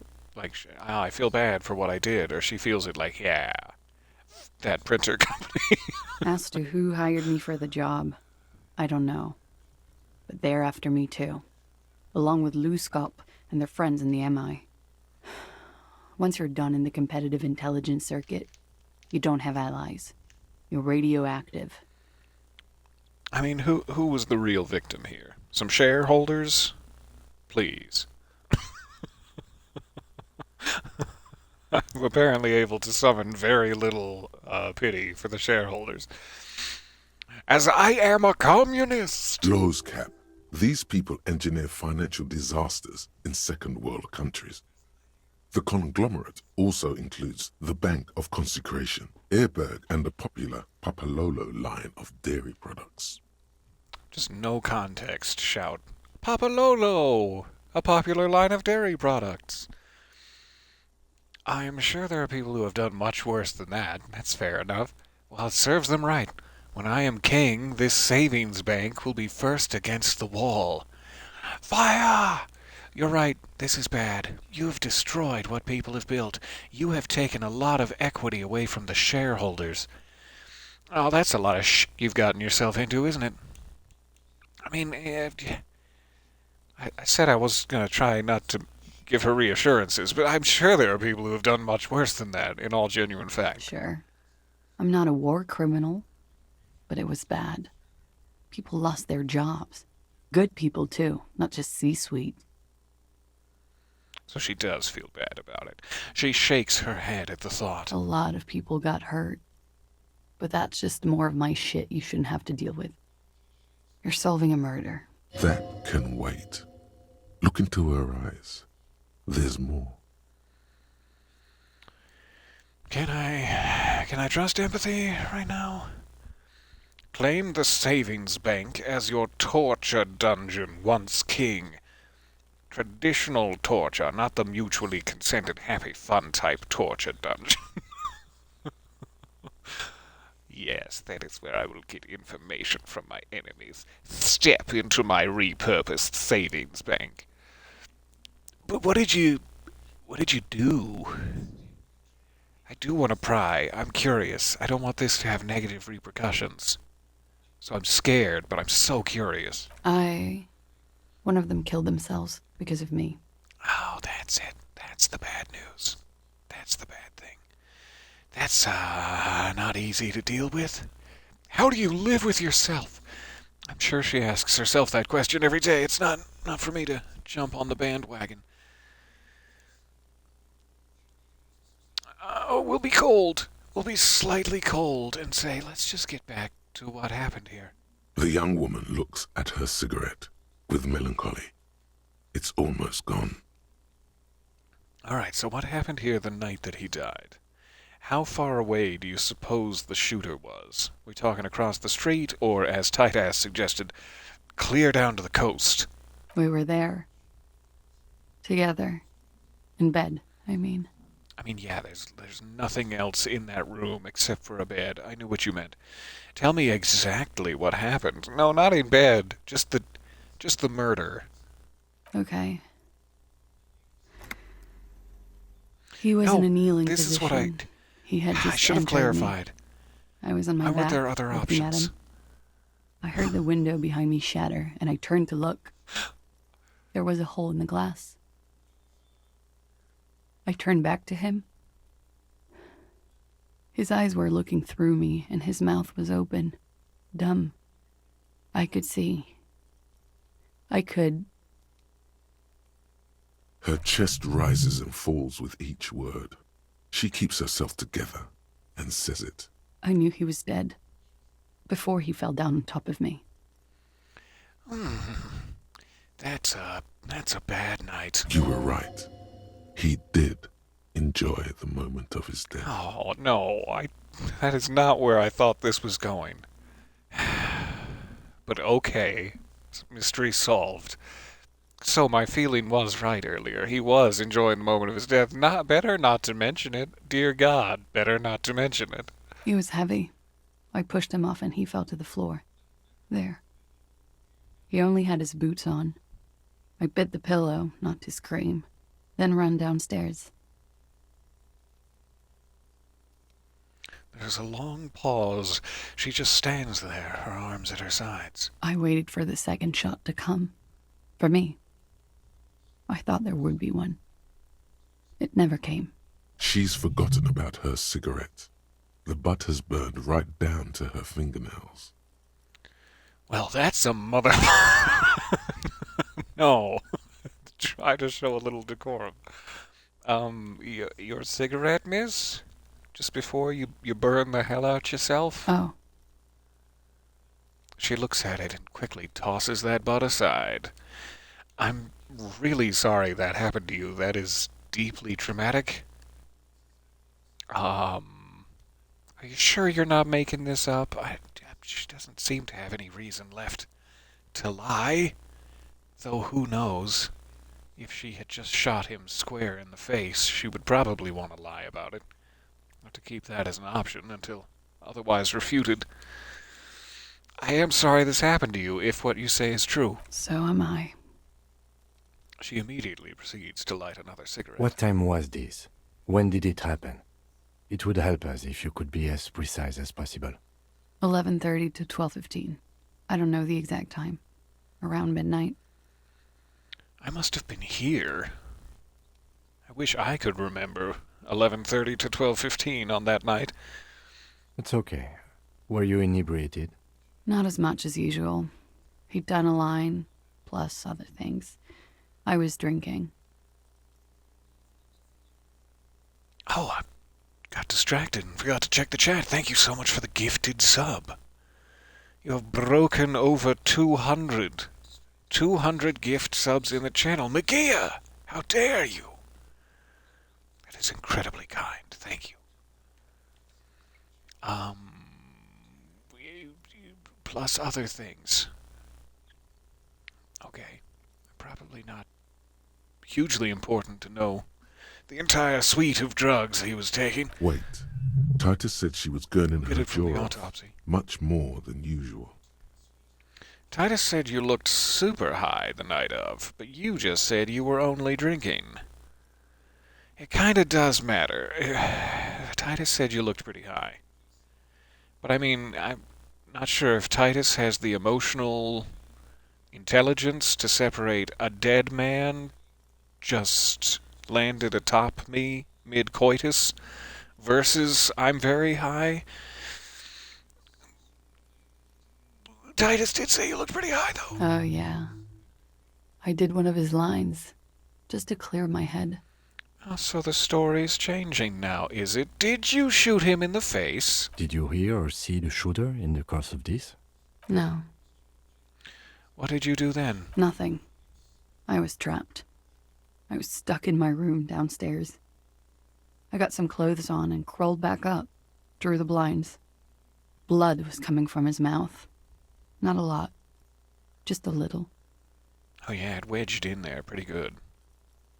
It was really tight in his esophagus when I was feeling around in there with my fingers. So not a lot of blood could have come out. You probably don't need to know this. He was still on the floor, slouched. I couldn't be there with him anymore. So I ran down and out of my room, into the hallway, down the stairs. I knew there would be people there. And by people, Was I there? Just jamrock shuffling my way through the corridors? Did I say anything to you about lost love, or perhaps having just arrived back from the coast where I sniped a man? Does any of that sound familiar? Run, woman. Run past them and out into the streets where it's dark and people move. To the lorries at the intersection. As far as you can. These would make great lyrics for a pop song. Why didn't you run away from here? As a matter of fact, why are you still here now? It's a good point. It's a fair point. I already ran. I ran from an entire Isola. I can't run any further. Not with these people. This is as far as it gets. All right, what happened after you ran downstairs? Sylvie was tending the bar. A lot of people were there. The Hardys were at the table in front of the stage. I think the Union box was full. Ruby was there too. They were having such a good time. I sat down and Ruby, they all welcomed me. I didn't even have to say anything. Ruby knew something was wrong. Ruby was there and they were having a good time at the Union box? She is obviously the 8th Hardy, then? Marking it down in my little notebook, and continue. Ruby? Before we continue, who is Ruby? Ruby. You know, the leader. Yes, I knew all about it. The leader of the Hardy Boys, Ruby. The leader? Of what? The Hardy Boys. She says this as if it's self-evident. I thought Tight-Ass Hardy was the leader of the Hardy Boys. Well, nominally, yes. Ruby's the one they go to when things happen, like things they need taken care of. She's the organizer. Okay, noted. What then? Well, Ruby said let's talk upstairs. I showed her the room. I've known these people since December. They know my situation, but I can't leave a paper trail. Ruby was the first one I told. She said she'd take care of this. It's what she does, you know, take care of things. I helped her get the body to the bathroom. We used a belt to pull him up under the shower, to keep him upright. To mislead you, they were tampering with the body. Yeah, I just wanted to keep him upright, officer. Wait, why? Why did you move the body at all? To produce lividity, matching a hanging? Yes. We completely missed the tampering. Looks like you got there in time. What was this, 20 minutes after death? Oops. Oops. Wish we'd figured that out earlier. About 20, yes. Ruby explained it would make the blood... You know what he does. She looks at the ground and then raises her light brown eyes to meet yours. So Ruby is intimately familiar with how blood pools in the extremities after death. Clearly has some experience with that sort of thing. What did you do after that? Ruby went outside to talk to Titus and the boys. I was just looking at Lely in the bathroom. I had to put his clothes back on. His armor, too. It was tough, but I've seen him take it off and put it on many times. I should hope it's tough. It's supposed to be armor. Oh, just the process. I see. It took Ruby maybe half an hour to come back with Titus. I'd gotten him ready by then. They carried him out. I knew what they were going to do. Make it look like a hanging. Ruby said they would. What did you do while they were hanging him? Ruby said to wait here. She also said I wouldn't see her for a while. That we should lay low or something. So I did. So where is Ruby laying low? I don't know.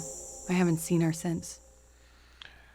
Make Titus give up Ruby's location. That's gonna be an interesting proposition, but all right. We will need to take this question to the Hardy Boys.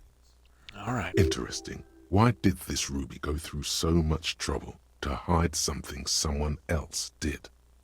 Look into this later. Perhaps as she was perched across the street shooting him. What are you doing? I don't know. What are you doing, Volition? Coming up with a theory. She said Ruby knew something was wrong before she said anything. How come? It was loud downstairs. She couldn't have heard the shot.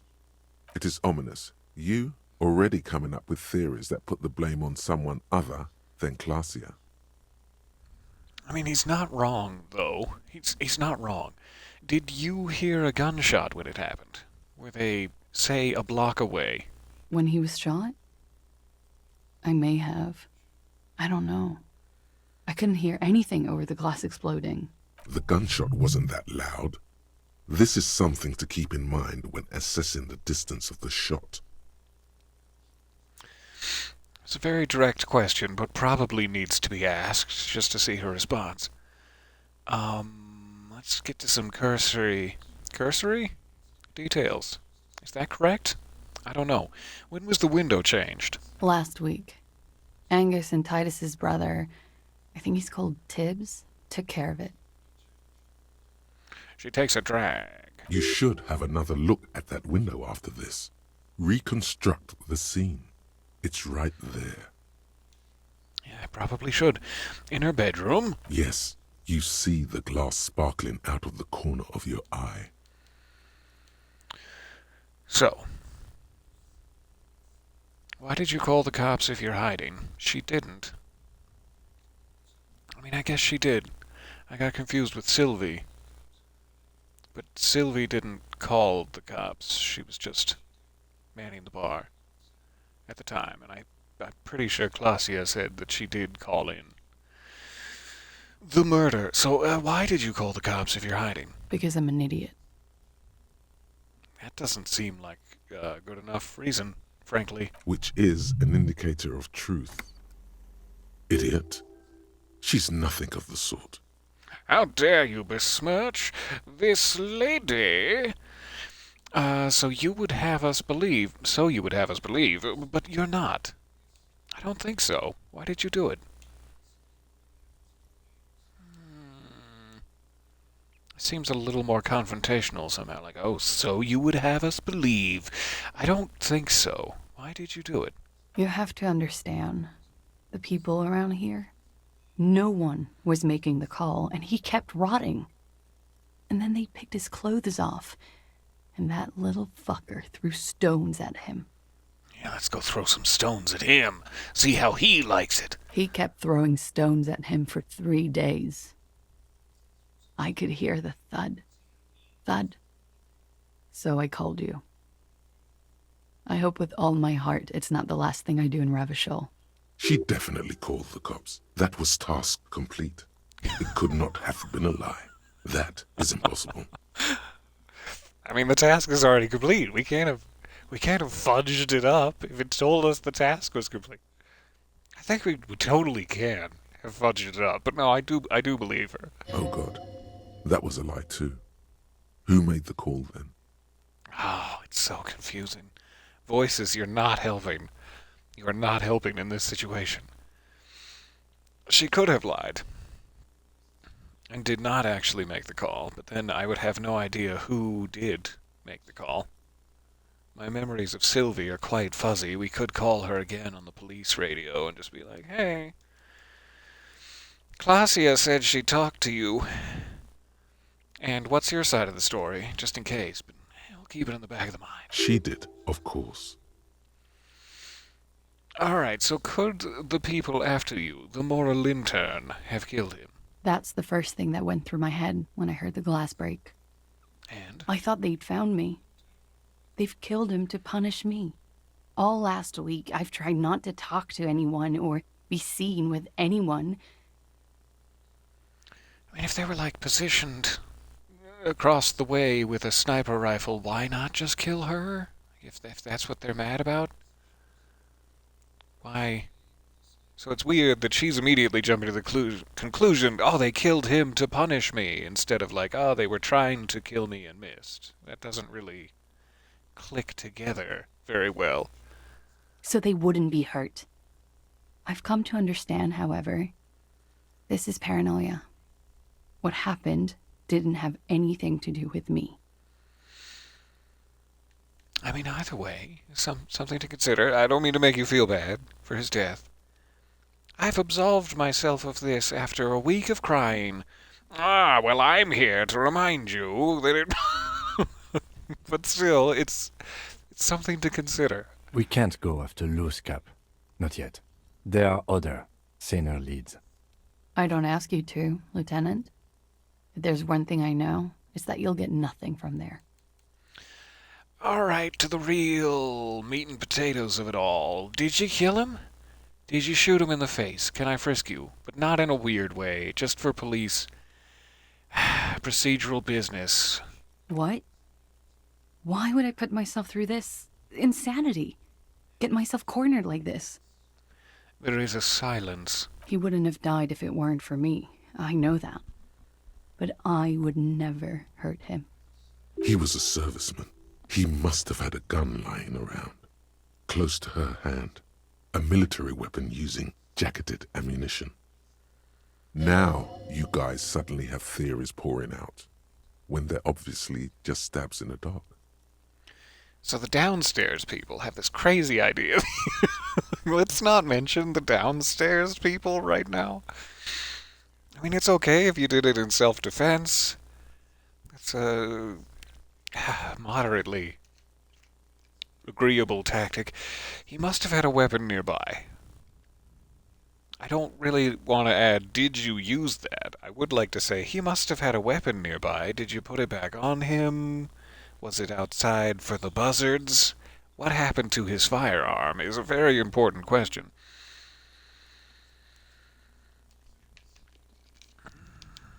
So I guess we have no real choice but to say, did you use that? Which seems a little too forward at this point, but he must have had a weapon nearby. No. I specifically asked him not to carry firearms when he was with me. He only had his stupid armor. Okay.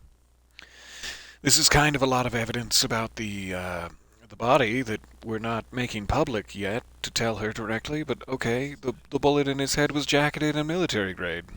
So we're just spreading it around town. Tell your friends. I don't know. His friends have rifles. Maybe those psychos did it? Coalition military have rifles. I'm not a munitions expert, and I did not shoot him. She might have been a tad disingenuous when she avoided talking about the bullet in his head before. Look who's waking up from 1,000 years of sleep. Volition is trying so hard to keep everybody accountable in there. You lied to me about this bullet before. When I said he was shot, you said you're confused. It's true. I've said I'm sorry. What more do you want me to say? I did my best not to lie. It didn't always work. Hey, it's okay if you did it in self-defense. I mean, I'm pushing awfully hard here. There's got to be some consequence, but one last push, I promise. I did not kill him to defend myself from rape. I told you before. That wasn't what happened. True, sire. 'Tis true. The lady doth speaketh the true. Okay. I'd like you to answer some other questions, miss. Like what? Oh, her tone has changed. I've pushed too hard. Actually, I think we're done here for now, because I've whittled you down to the nubs, and I'm real sorry. She nods, silently. She doesn't even smoke. Just picks up the cold coffee and holds it in her hands. I didn't cart her away in handcuffs or anything yet. But maybe I have the option on the police radio to do that. The lieutenant glances at you, and then at the door. He's thinking, are we done here? Are we? Or should we arrest her? She's a flight risk and she lied to you.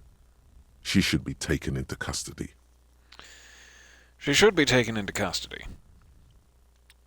At this point, given the information we have, or the lack thereof, from not having found this ruby, I believe her, at face value,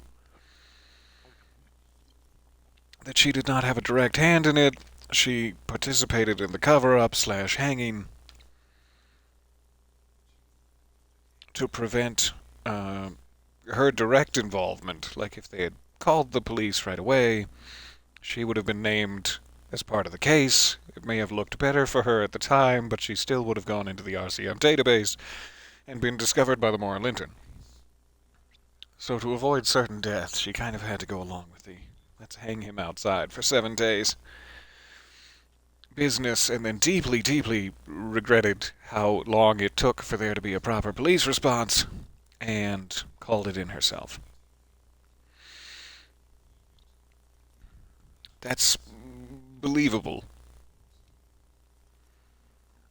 So, I also then have to believe that the moral intern genuinely is after her, and that they will, of course, treat her with the roughness should she be discovered. If we arrest her and bring her in for additional questioning, she's as good as dead.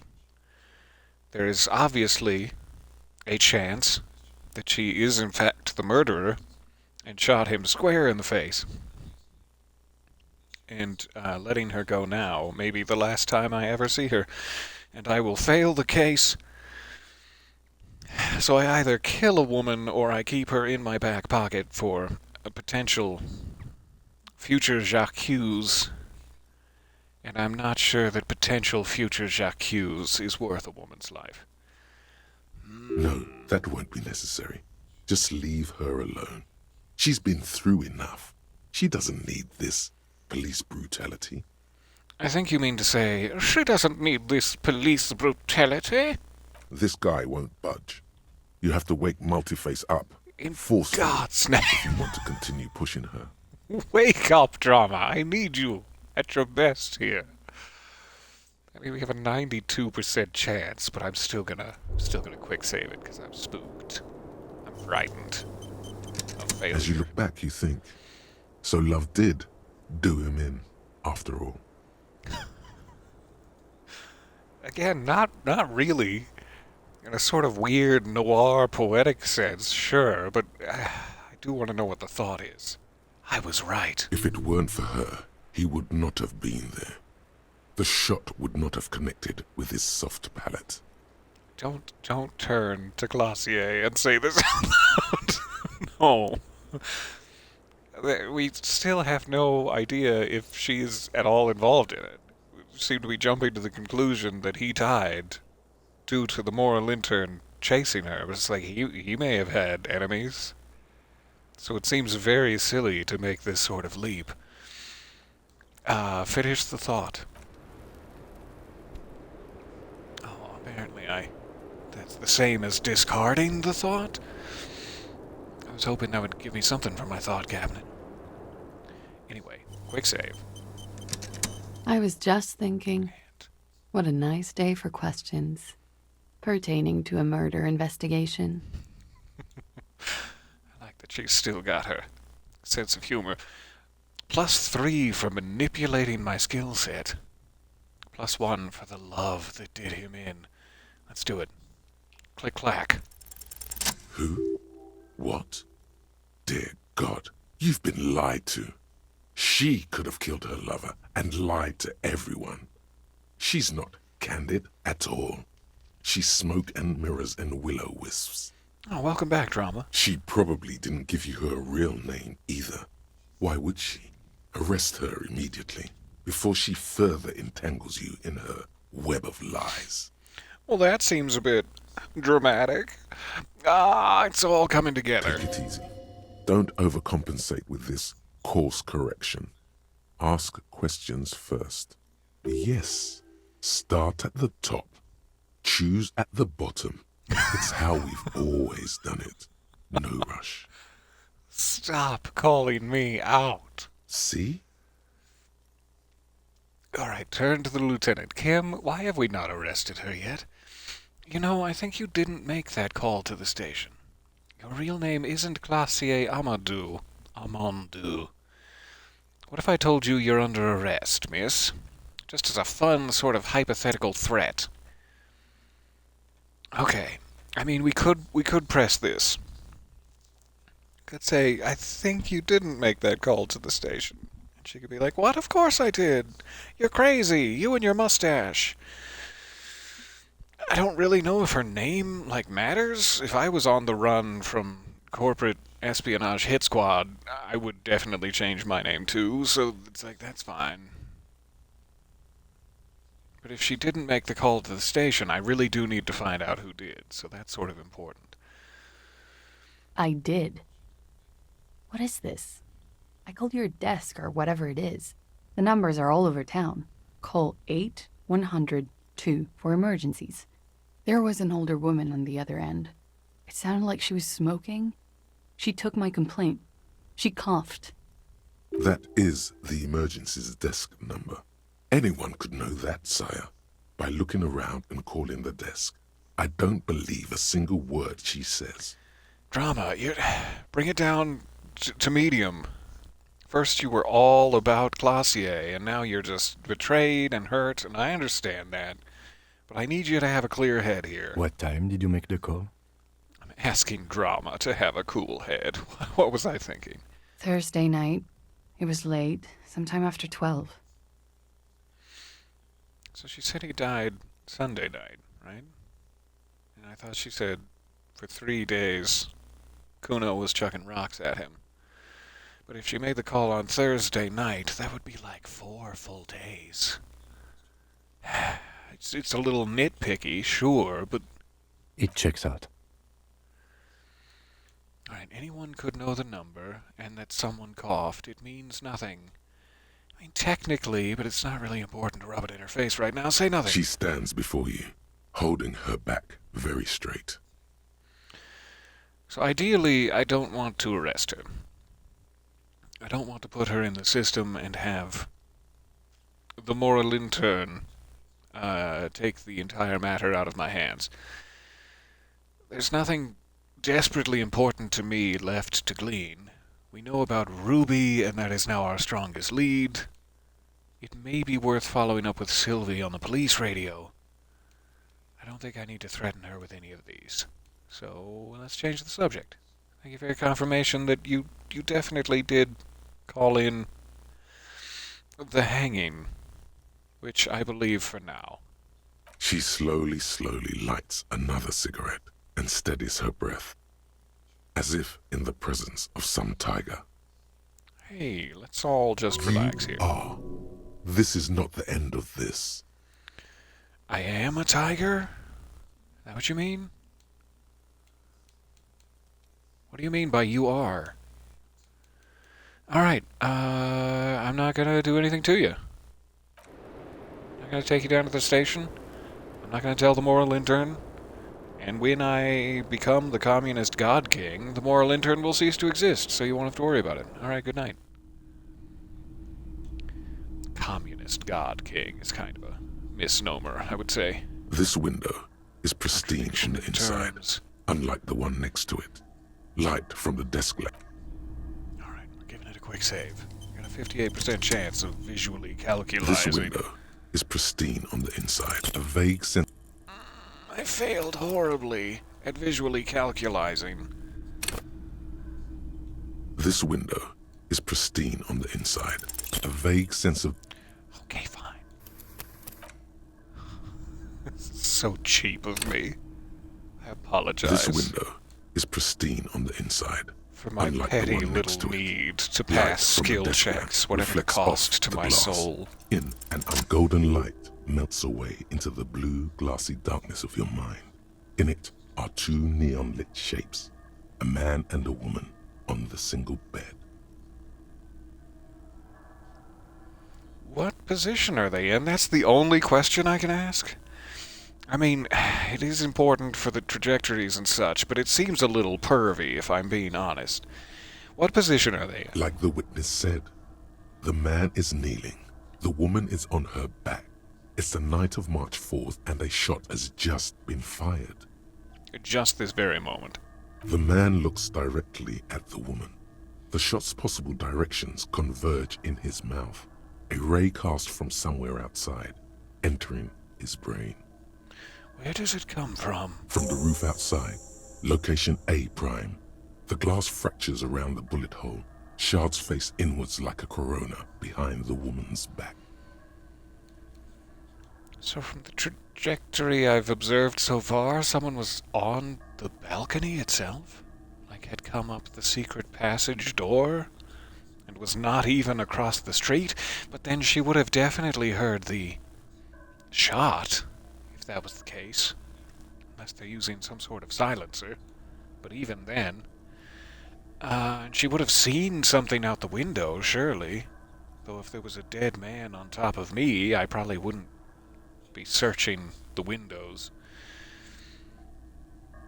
Inspect the ghostly figures, meaning the bed? Or the ghostly figures out on the balcony? Because I'm a little curious about one of those, but not so much the other. The man does not know the bullet has entered his brain. He never will. Death comes faster than the realization. Pretty good way to go. Didn't even know it happened. Have a look at point A, the roof. The ray cast from the man's mouth unravels into a fan of possible directions, all on the roof at first. The shot could have come from any of them. This is composite location A prime, most likely of the origin points. If that was the case, shouldn't there be gun residue outside? There could have been.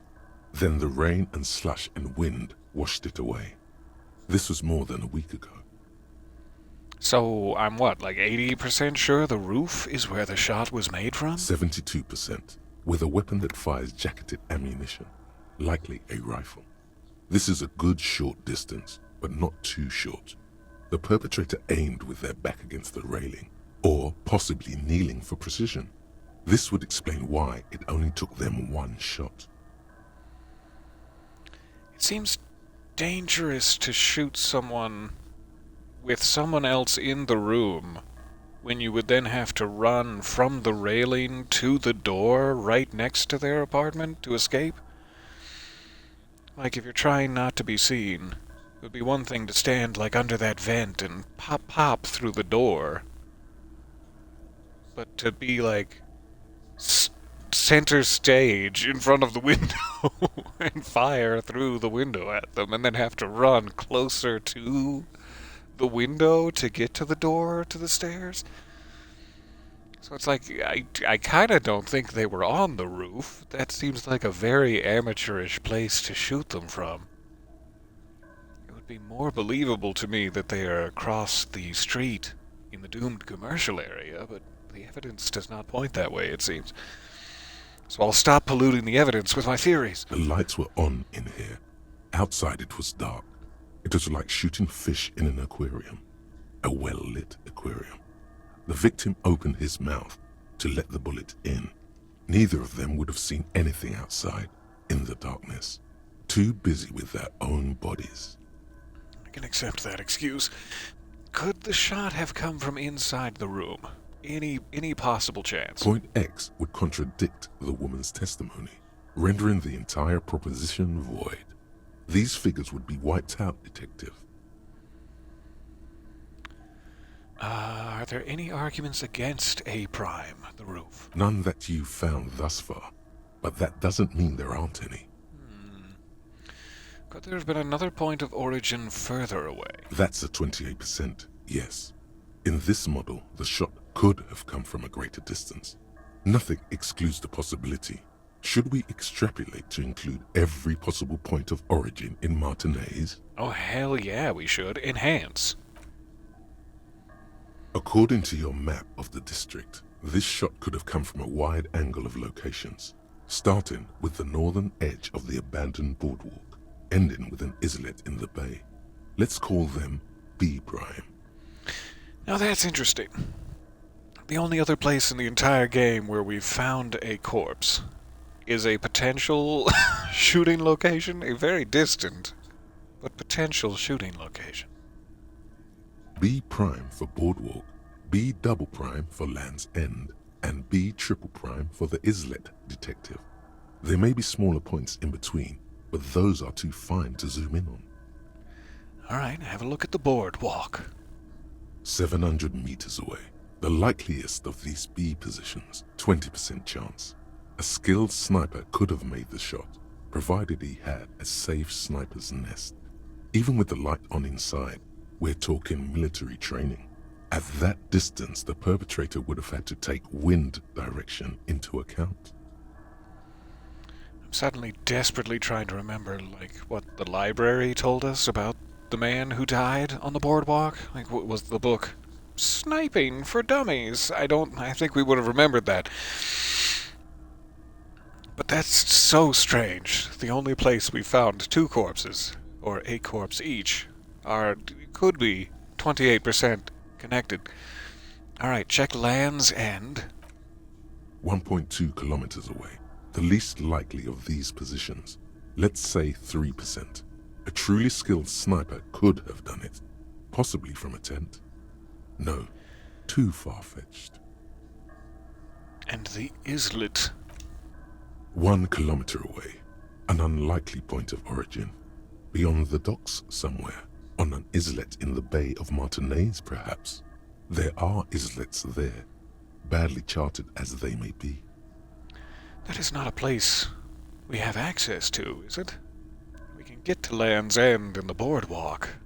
I don't think we've found a way to an island, though there is that, like, weird bunker door by the sea. I'm sort of wondering if that leads to a tunnel directly that direction. Directly that direction? How repetitive. The shot would have been a small miracle. 5% likelihood. There is an extremely narrow field of view from the bay to the window, between Rue de Saint-Ghislain 10 and 33A. The angle would have been extreme, and access to the islets is questionable.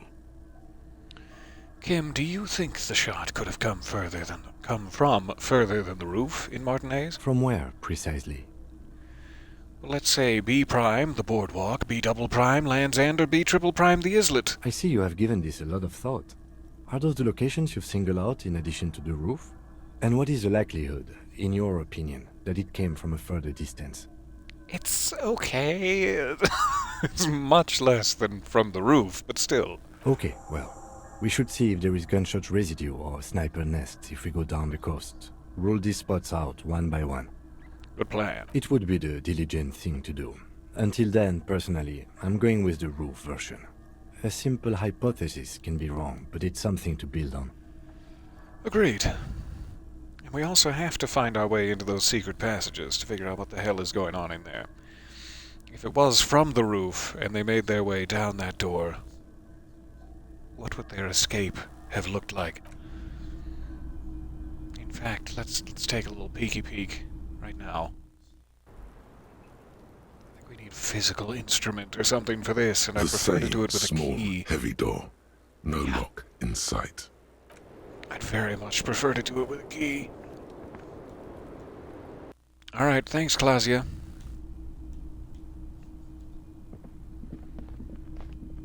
I would tell you to, like, stick around, but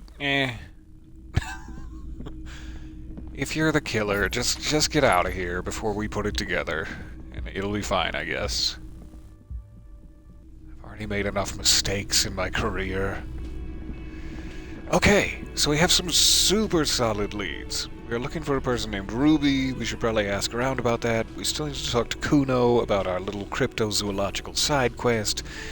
And we have 3 locations, though only 2 are accessible as far as I know, to check for gunshot residue or other evidence. In an effort to get into these secret passages, let me check this window one more time. Behind the dockworkers, a ceiling-height window. The hawthorn branches scrape the glass like bony fingers. I do have a +1 for having been here for a long time now. Up until now, it's always said, it is not time yet. So that might be doable.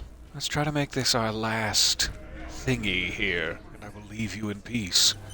But we've made some actual great progress this session, and I thank you for your patience and your generosity of spirit.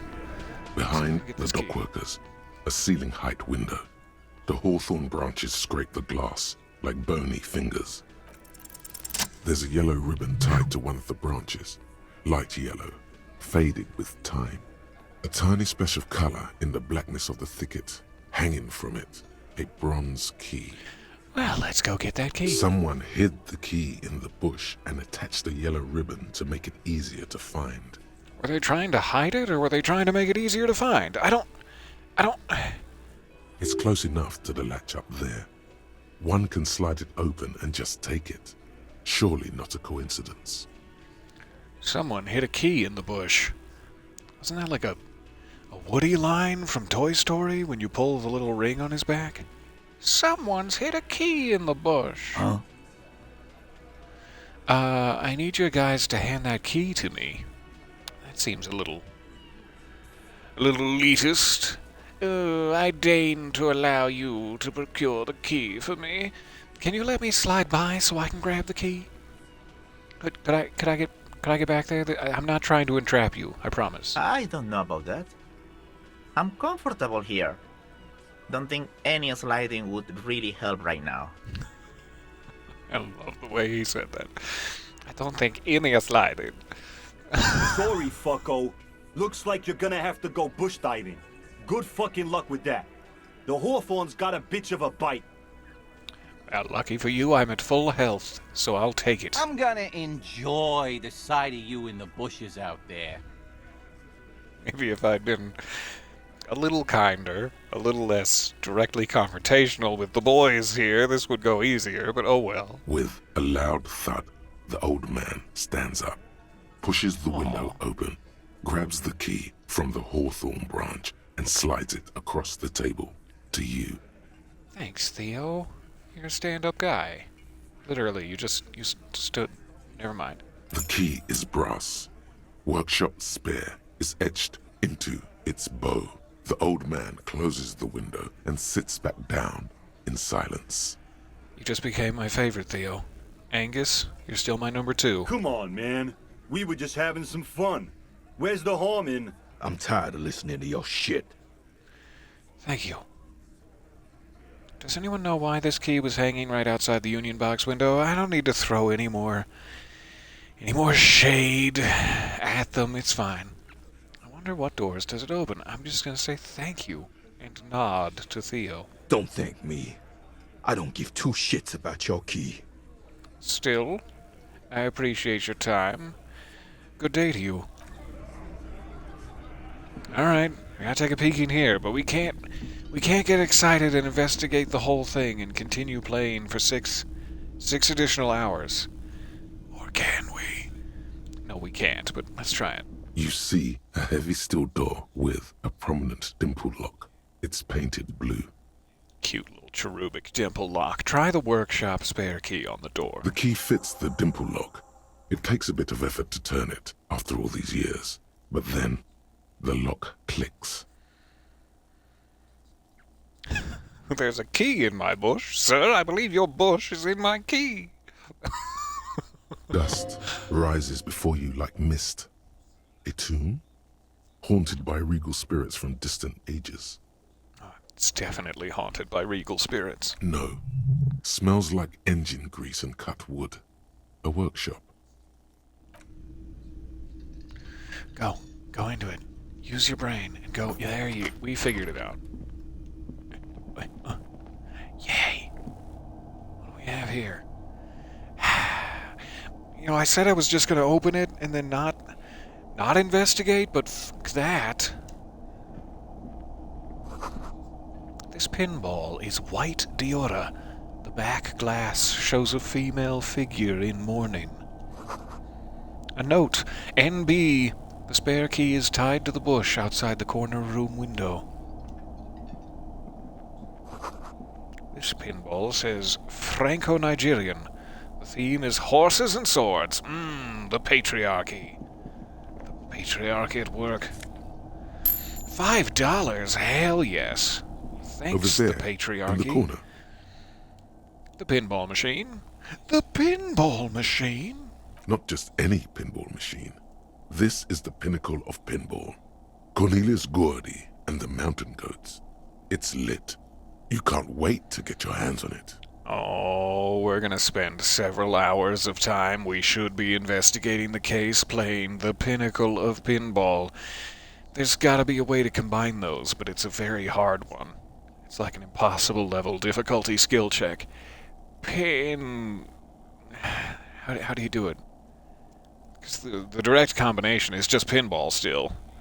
Pinnacle ball it doesn't work. That's not a combination. That's just both words. There's gotta be one. but I don't have it. Kim, are you seeing what I'm seeing? The pinball machine. Gordy's Goats, a classic. Wait, you've played it? A little. Oh, Kim, Hidden Depths. Pinball cuckold. That's a strong contender. That's the best I've heard. Pinball cuckold. Feels like a lot. Too much to play it again. You're being modest, are you, Kim? Let's take a closer look. Ah, great. The lieutenant sighs. Another distraction from the case. Good. Just what we needed. Cornelius Gordy and the Mountain Goats reads the golden lettering on top of the back box. There's a small column of text underneath. The machine is coin-operated. Get the game on, Fingerboy. Those flippers are ready. Alright, so apparently we can totally play pinball, which I will 100% be doing. Maybe to keep Kim happy, I'll do it after hours when we're not technically working. I will inspect the playing field now. The theme of the game is to explore Gordy's climb through the perspective of goats and to ascend to the top of the mountain in a time of trouble.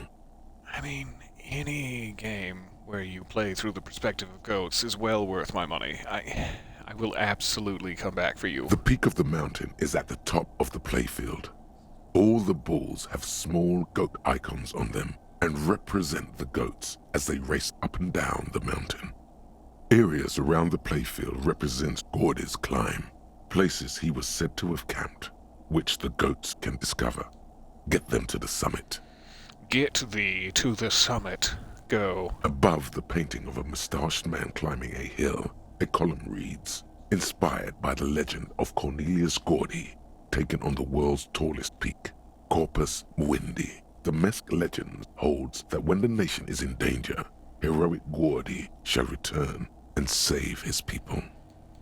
Jeez, what's with all the goats? Indeed. Think of them as balls. Jeez, what's with all the balls? Pinball is indeed for me, but it's just not the time right now. This is a lie. This is a vicious, slanderous lie. I'll be back for you, Gordy. And I cannot wait. All these mesmerizing machines, just waiting to be plugged back in and played. Run your finger across the dust of the white Diora machine. Feels like it might jump back to life any moment, the lights illuminating the white-robed woman. What is white Diora? Some kind of inane pinball theme, probably related to Messina during the DeLorean age. The history themes are the worst. As a connoisseur of pinball, you mean? The lieutenant grimaces, looking at the machines. It sounds like you don't enjoy pinball, Kim. No, I love it. I love pinball. Who doesn't love pinball? Let's move on.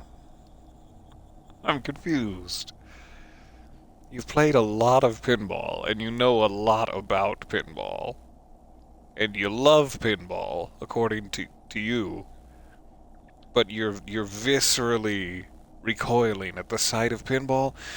Is it like your parents forced you to play tournament style, and it got out of hand, and you don't really speak to them anymore? Or... Not my business. We'll talk about it later. Over a cold dish. He doesn't. He doesn't love pinball. What about the other one, the Franco-Nigerian ball? Do you want to play that? No. Alright. How about we fire up one of these bad boys? The one with the goats, to play some ball, you and me? You can't fire them up. They are broken. Only that one machine in the main hall works. The Royalist Pinball. He looks away in disgust. What a dumb name. Royalist Pinball. If they weren't broken, he would kick one of these machines about now. Think. Kim Kitsuragi. Kim Kitsuragi. What could be the purpose behind his hatred of pinball? Or the origin story? I kind of have to do the red check now, right? I can't back out and save it. I don't want to finish the thought and lose my chance. 72%. Come on, baby. I believe. Kim. Oh, thank goodness. Kitsuragi. Exactly. That's what he's known as. His reputation precedes him. Wait a minute. You're Kim Pinball Kitsuragi, aren't you? I'm not going to talk to him about that. I am. I am. So now he remembers. He looks at you in the silence of the workshop, then takes his glasses off and cleans them. Fine. I'm Kim Pinball Kitsuragi, a.k.a. the Kimball. You remembered. Congratulations. But wait, that's all I remember. I can't remember anything else about it. Wonderful. He only remembers hearing about the pinball policeman. You don't seem to really like pinball, which I guess is understandable if it became your entire identity and people started pointing at you and making fun of you about it. I get it. No human being should. It is a game that requires no skill and a childlike affinity to flashing lights and to fantastique, science fiction, and historic romance franchise. I'm just guessing here, sort of a psychological, what's the word? Investigation of you? Is that you put historic romance franchises last in an effort to throw me off? That is your personal preferred genre of pinball machine?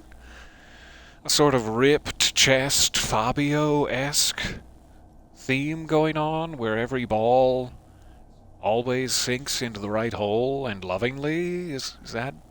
Am I close? It is lame.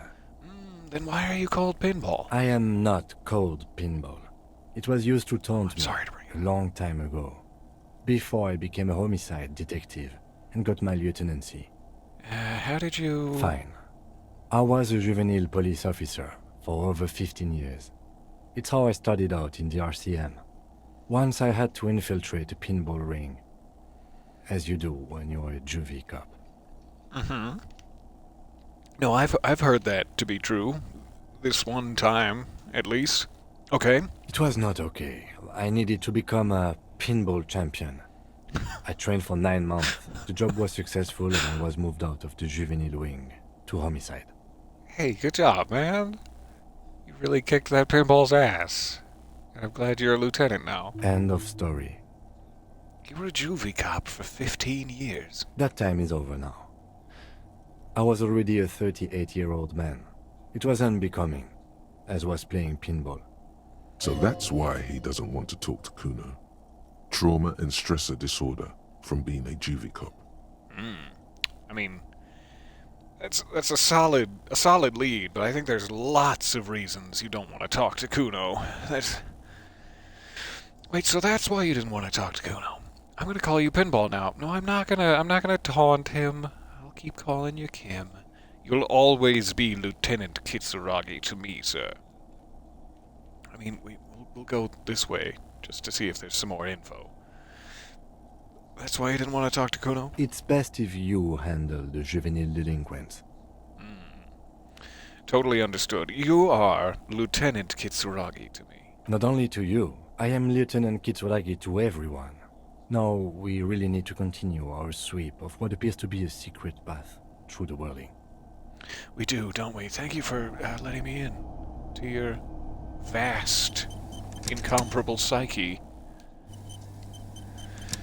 Okay, now, if I was gonna eat today, I'd go ahead and end things here, but there's this door back here, you see. And is it really that important that I eat today? This small elevator is dimly lit by a bulb that's been glowing for ages. The latticed cage is open, inviting you to step inside. I accept. Smells of nougat and sweat. Your head brushes up against the ceiling. There is a control panel to your right, and just enough room for 2 people to fit in. Sounds like a recurring stress nightmare of mine, actually, but yeah, sure, cram me into the death box. Let's go. The maintenance card under the control panel reads, Last maintenance, 10th July, 88. At least it hasn't been maintained in a while. Good. It says the last maintenance was in 88. That it does. I say, let's brave it. Wait, this elevator was last maintained in the future? Nope. Like, what is it, 70 years ago? This elevator was maintained a long-ass time ago. At the end of the last century. Look on the bright side. If it fails, we will only sustain minor injuries. I'm talking 3, maybe 4 months in the hospital. Maximum 5. Oh, that's fine. I could do 5 months. It appears his whole enthusiasm is sarcastic. He does not actually want to get in the death box with me, because he's a smart man. I wonder what this elevator was used for. Seems like a small freight elevator for transporting machinery. For that, it's pretty quaint. He taps on the guttering light bulb. It's golden in the dark. Stay gold, pony boy. Look at the elevator controls. There are large rectangular buttons. Monter, descend, and an international call for emergency assistance. That third one appears to be broken. Let's go ahead and hit call for emergency assistance now, just in case, and then ride her on up. A small steel plaque reads Halter 800. Halter is a Koningsteiner lift company who went out of business a long time ago. Encyclopedia, can you tell me, do you know, did they go out of business due to bankruptcy, due to class action lawsuit, due to massive civilian injury, due to their faulty elevators? No more information? Close the doors. Whew. Oh God, we're alive. Hold me, Kim. Small windows taped shut with black plastic. You can't see outside. Boxes of tools and replacement parts line the shelves.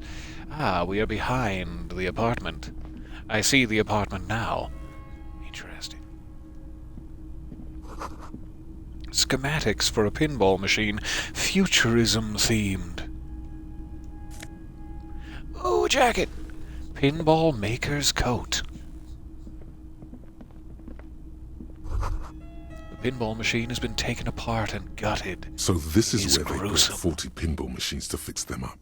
A long time ago. Everything is covered with dust now. Achoo! I sneeze like a kitten. The lieutenant looks around the dusty, crowded room, inspecting the tools on the shelf. Looks like they gave up on fixing the pinball machines at some point. At some point, 20 years ago, 15 maybe, before pinball went out of vogue. So this used to be a pinball workshop. Looks like it.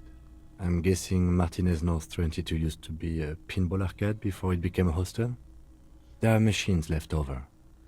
He taps his foot, clearly not comfortable with the constant reminder of his past. A creak. Some dust falls off a shelf. Open fire on that shelf! Whew.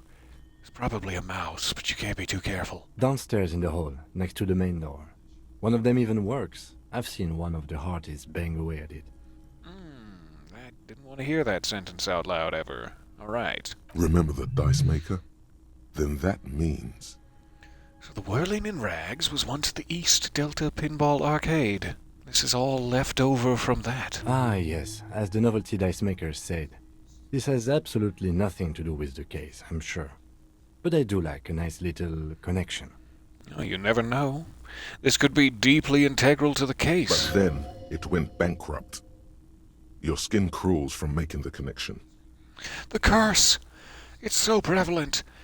Could this mean that the Whirling in Rags really is part of the doomed commercial area and therefore cursed? If that's true, then our cafeteria manager is not going to like it. We should tell him what we found up here, omitting that suspicion. He does not appear to be the kind of man who likes his establishment to be part of a neighborhood ghost story about bankruptcy. Stupid superstition. But still, it would be interesting to see what the cafeteria manager thinks of this. All right. I'll bum him right out. I'll bum Gart till the morning light. That's never mind. We're moving on. It's not a ghost story. It's a curse, and Gart ought to be made knowledgeable so he can perform counterspells. Can't you just picture Gart, the vested beverage manager, performing counterspells even now?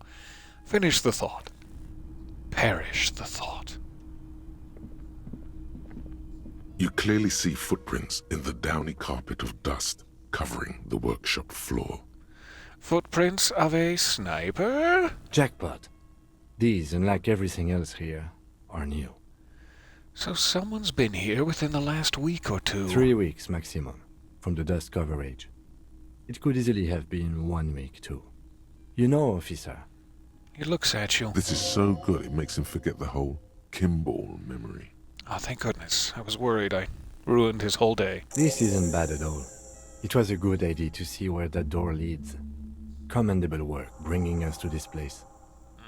It is never a mistake to investigate secret passages. Now fist bump me, Kim. Okay, what does this mean? It means someone snuck through what seems like a secret route, leading to the roof. The roof from where you can shoot our victim. This is significant. These prints, officer, could be the prints of our killer. And if not, at least they're a good argument for this Ruby doing it, to present to Titus. Let's have a closer look then. Crouch, but not too quickly. You'll blow out your kneecaps. You're 68. Large prints, most likely made by boots. The size is hard to determine. Sole could be bigger than vamp. The soles have left a pattern, uniform, horizontal lines. One person has been here. They've gone back and forth. The tips point both ways. Sorry, I was distracted. I was thinking about something else. The prints look like one person went back and forth. Doesn't look like the odd-soled print we found at the hanging, Kim. Interesting. So there could still be another person involved? Or perhaps just a switcheroo of boots? This doesn't look like the workers' boots from the hanging, does it? Let's start with the obvious. Prints look like one person went back and forth. Between that and that. Doesn't look like the ones we found at the hanging. The size looks about the same, actually. They're not the same shoe, but they could be the same person. Okay. I wouldn't rule out Ruby coming here yet. This isn't an argument against her. People change shoes, you know? But it's not an argument for her either. And it doesn't really look like the workers' boots from the hanging, does it? No. These little horizontal lines are different. They look custom-made to me. Or some kind of foreign print. Hard to say. Still a boot, though. Get up very, very slowly and ask Kim to give you a hand if needed. Everything around you is quiet. The prints crisscross the workshop floor. All right, let's move on. Definitely step right on the evidence. Good job, Harry. There's a tiny hole in the wall. You see a bedroom on the other side. How dare. You can almost see the shape of a man and a woman writhing inside, bathed in drug sweat and dirty linens. Bottles lie around everywhere.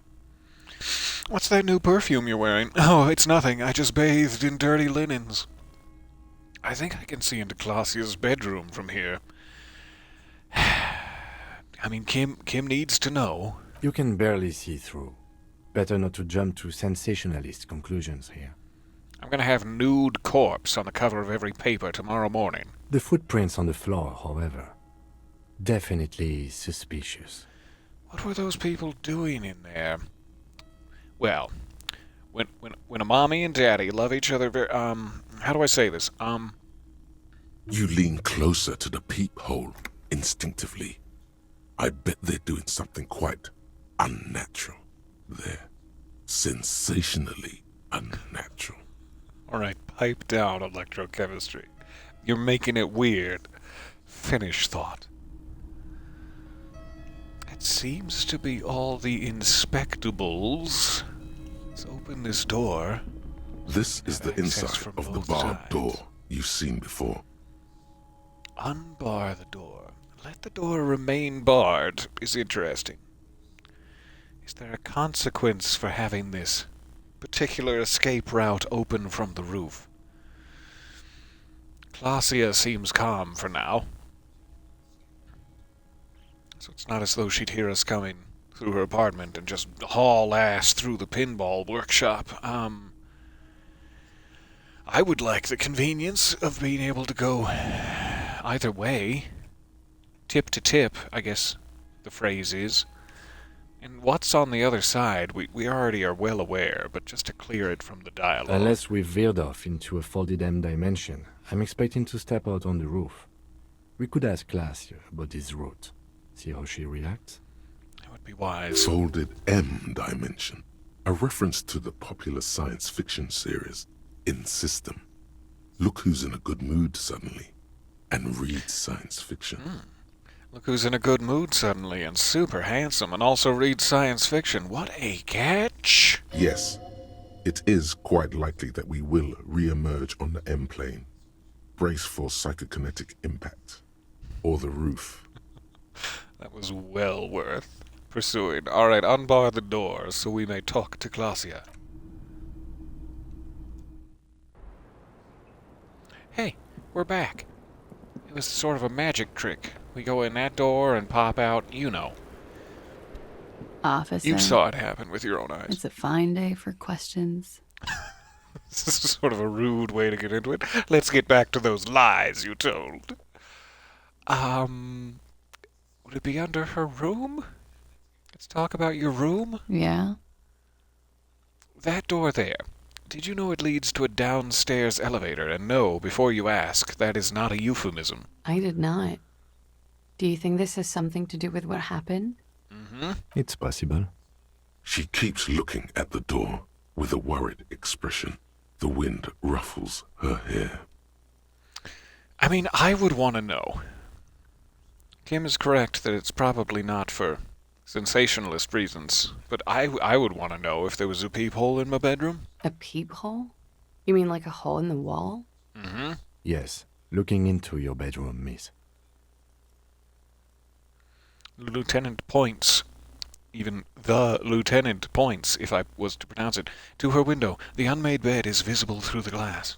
Okay. There is a pause as she processes this information.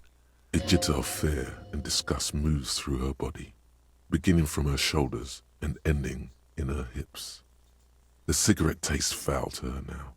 Tastes like papers. Do you think this is somehow connected to me? It could be like a 20-year-old peephole. I mean, you just arrived. It's probably not.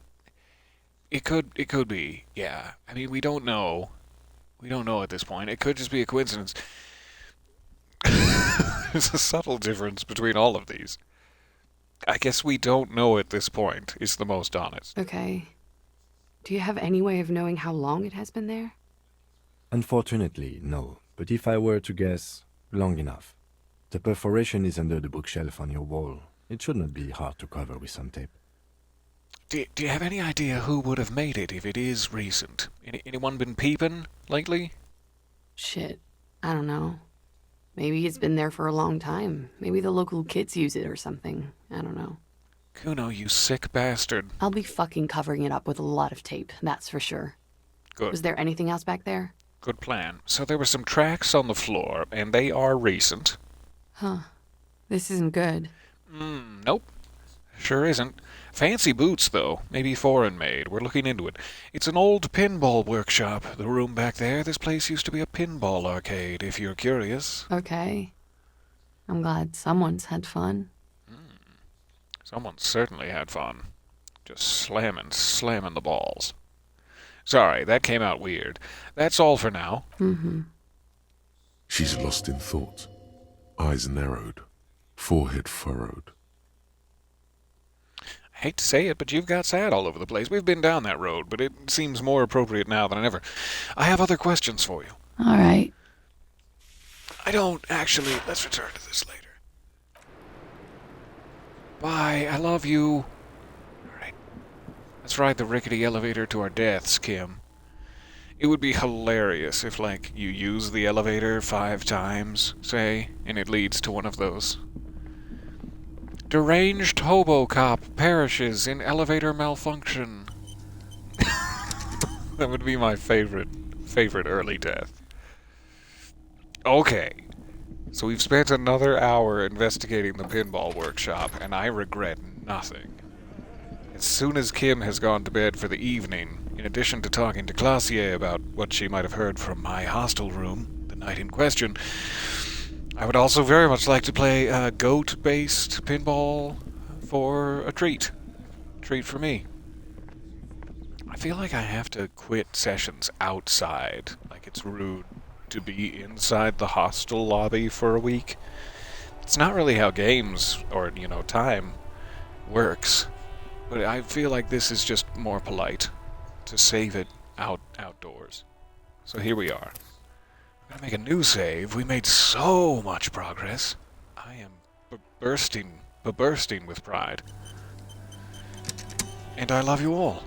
Thank you for hanging out with me, and hopefully we're getting closer to solving the case before the inevitable bloodbath in the streets. Which I care about because I just spent all that time graffitiing the wall and making it beautiful out here, and if they splash blood all over it and it gets all rusty, I'm just gonna have to wash it, and then I'll have to read it, touch up my poetic statement, and also the loss of life, but it's mostly about me having to touch up my poetic statement. And on that note, I'm gonna go find something to eat. Many smooches. I will see you next time here in the windswept streets of Martinez with our dear friend, Lieutenant Kitsuragi, whose past I won't mention. I was about to call him a nickname, but then I remembered I promised I wouldn't. I want to respect him. And I do. Bye for a bit. See you soonish.